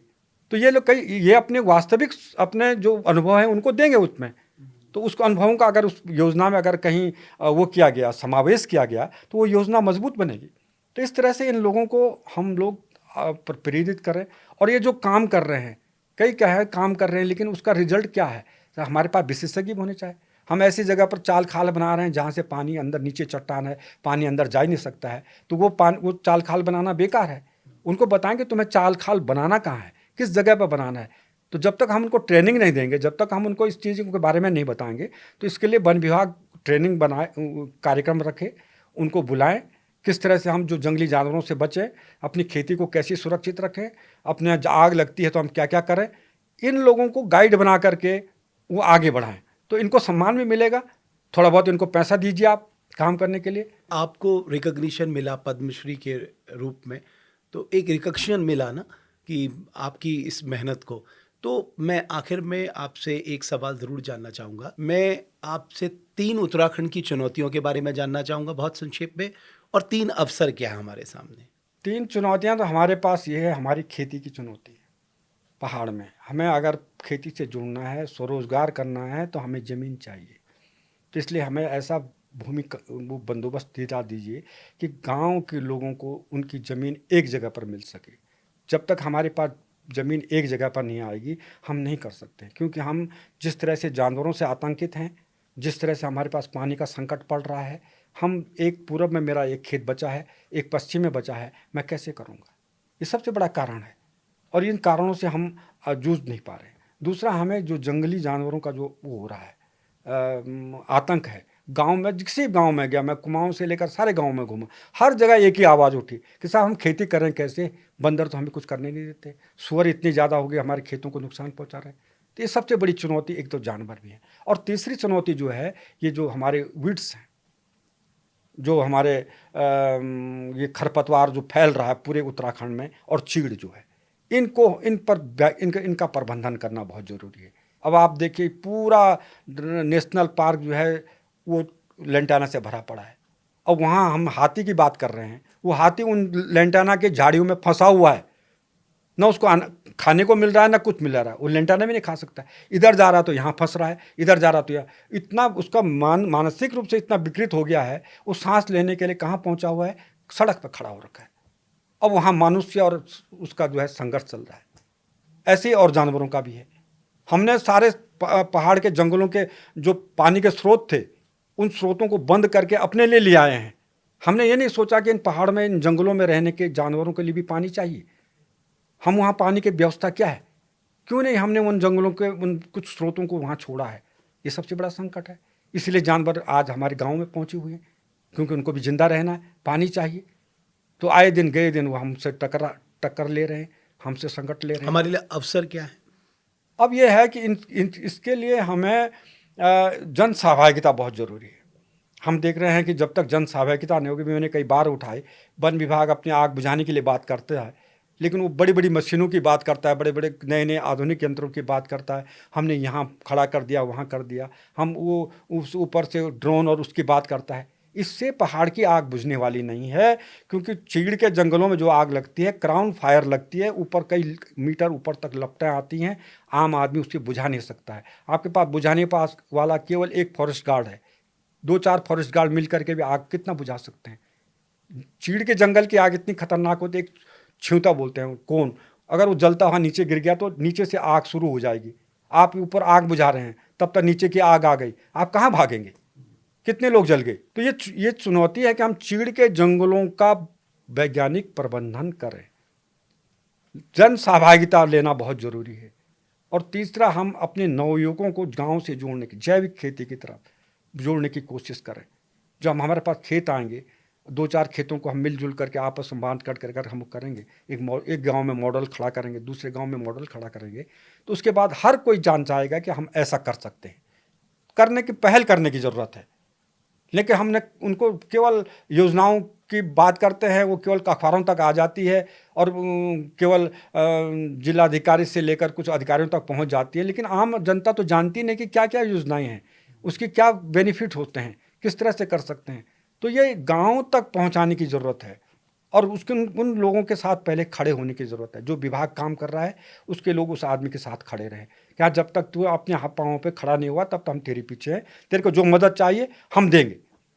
इस तरह की बातें जब तक नहीं होंगी, तब तक नहीं होंगी। तो ये हमारा एक तो वनों का प्रबंधन, वैज्ञानिक प्रबंधन हो, चीड़ का जो जंगल है उनका प्रबंधन हो और सहभागिता। और सहभागिता हो कि हम जब तक जन सहभागिता नहीं होगी तब तक कुछ नहीं हो सकता है। इसके लिए हम काम करें और फिर हमारे जो पहाड़ों में शिक्षा के लिए काम किया जाए। जो हमारे शिक्षण क्षेत्र है, ज़्यादा कुकुर मत्ते की तरह सारे स्कूल न खोले जाएं, मॉडल स्कूल खोले जाएं। ब्लॉक में आप 4 स्कूल खोलिए, बढ़िया स्कूल, आवासीय विद्यालय बना दीजिए, उसमें सारी फैसिलिटी डाल दीजिए और सारे बच्चों को वहाँ हॉस्टल मुहैया करा दीजिए। आपके स्कूल में भीड़ पड़ जाएगी। एक एक विषय में 2-2 टीचर रख लीजिए। जहाँ फील्ड हो, बच्चों को वहाँ एक्सरसाइज करवाइए। कुछ बच्चे सेना में निकलेंगे, कुछ कहीं निकलेंगे। अच्छी गुणवत्ता 2-2 टीचर होंगे तो अपने गाड़ियों में नहीं भागेंगे। तो आज देखिए 40-40, 50-50 किलोमीटर आज लोग टीचर जा रहे हैं पढ़ाने के लिए, और जब जा रहे हैं वहाँ तो थक जा रहे हैं। उसके बाद वो मोबाइल देखते हैं, उसके बाद फिर आने की लग जाती है। बच्चों के पास टाइम कहाँ है? बच्चों के एक्स्ट्रा करिकुलर कार्यक्रम करने के लिए उनको समय चाहिए, उनके साथ चाहिए। तो जब तक अध्यापक साथ में नहीं होगा तब तक बच्चे आगे नहीं बढ़ सकते हैं। और इसीलिए आज सारे प्राइवेट स्कूलों में बच्चे जा रहे हैं। तो इसलिए ये अलग अलग प्रकार के स्कूलों के प्रयोग छोड़िए। आप एक ब्लॉक में 4 बढ़िया स्कूल, वहाँ पैसा लगाइए, आप वहाँ पर पूरा स्टाफ रखिए, वहाँ पर सारे टीचरों को रहने के लिए आवास बना दीजिए। कैसे नहीं चलेंगे स्कूल? बिल्कुल, आपने बहुत अच्छी बात की। आपको इंटीग्रेटेड सोच के साथ मॉडल स्कूल खड़े करने पड़ेंगे जहाँ सारी सुविधाएं बच्चों को मिले, वरना वन सेंटर हो जाए वो उनके लिए, और वो मंडे टू फ्राइडे पढ़े, सैटरडे संडे चाहे अपने घर चले जाए, तो घर भी रह लेंगे, वहाँ भी रह लेंगे। पद्मश्री रावत जी, आपका बहुत आभार, बहुत धन्यवाद। आपने इस कार्यक्रम में जो सबसे बड़ी बात, जो बुग्यालों को लेकर हम असंवेदनशील हो गए या हमें उसकी जानकारी नहीं है, उसके प्रति इस उत्तराखंड का देश दुनिया का ध्यान खींचा, उसके लिए मैं आपको बहुत आभार करूंगा। और मैं ये भी कहूँगा कि आप जैसे लोगों से ये उत्तराखंड जो है उसकी एक पहचान है, और आप जैसे लोग जब तक हैं, आप जैसे लोगों का जब तक सानिध्य इस उत्तराखंड के पास है, जो देवभूमि है, वन भूमि है, या हिमालय की भूमि है, या अलग अलग रूपों में हमारे यहाँ प्रकृति विद्यमान है, वो हमारे साथ बनी रहेगा। बहुत आभार, बहुत धन्यवाद हमारे पॉडकास्ट में आने के लिए। धन्यवाद आपका। बहुत ज़रूरी है, हम ये पॉडकास्ट में जो बातें कर रहे हैं उसका एकमात्र मकसद होता है कि हम आप तक सही जानकारी पहुंचा पाएं, हम आपको प्रेरित कर पाएं कि ये देवभूमि जो है वो दुनिया में सबसे अलग है। प्रकृति ने इसको इस रूप में रचा बसा है कि हम इसकी पूजा करके भी, इसके सानिध्य में रह के भी हम अपने लिए आजीविका ढूंढ सकते हैं। बशर्ते है दुनिया की चकाचौंध से बाहर निकल के इस महत्व को पहचाने, और प्रकृति ने जो हमें दिया है उसको स्वरोजगार के रूप में भी, उसका संरक्षण के रूप में भी हम काम करें। अगर हम एकजुट एकमुट हो जाएं तो हम इस धरा को सच में स्वर्ग बना सकते हैं। बस ज़रूरत है, हमें कर्म करना पड़ेगा। बहुत धन्यवाद हमारे इस पॉडकास्ट को देखने के लिए।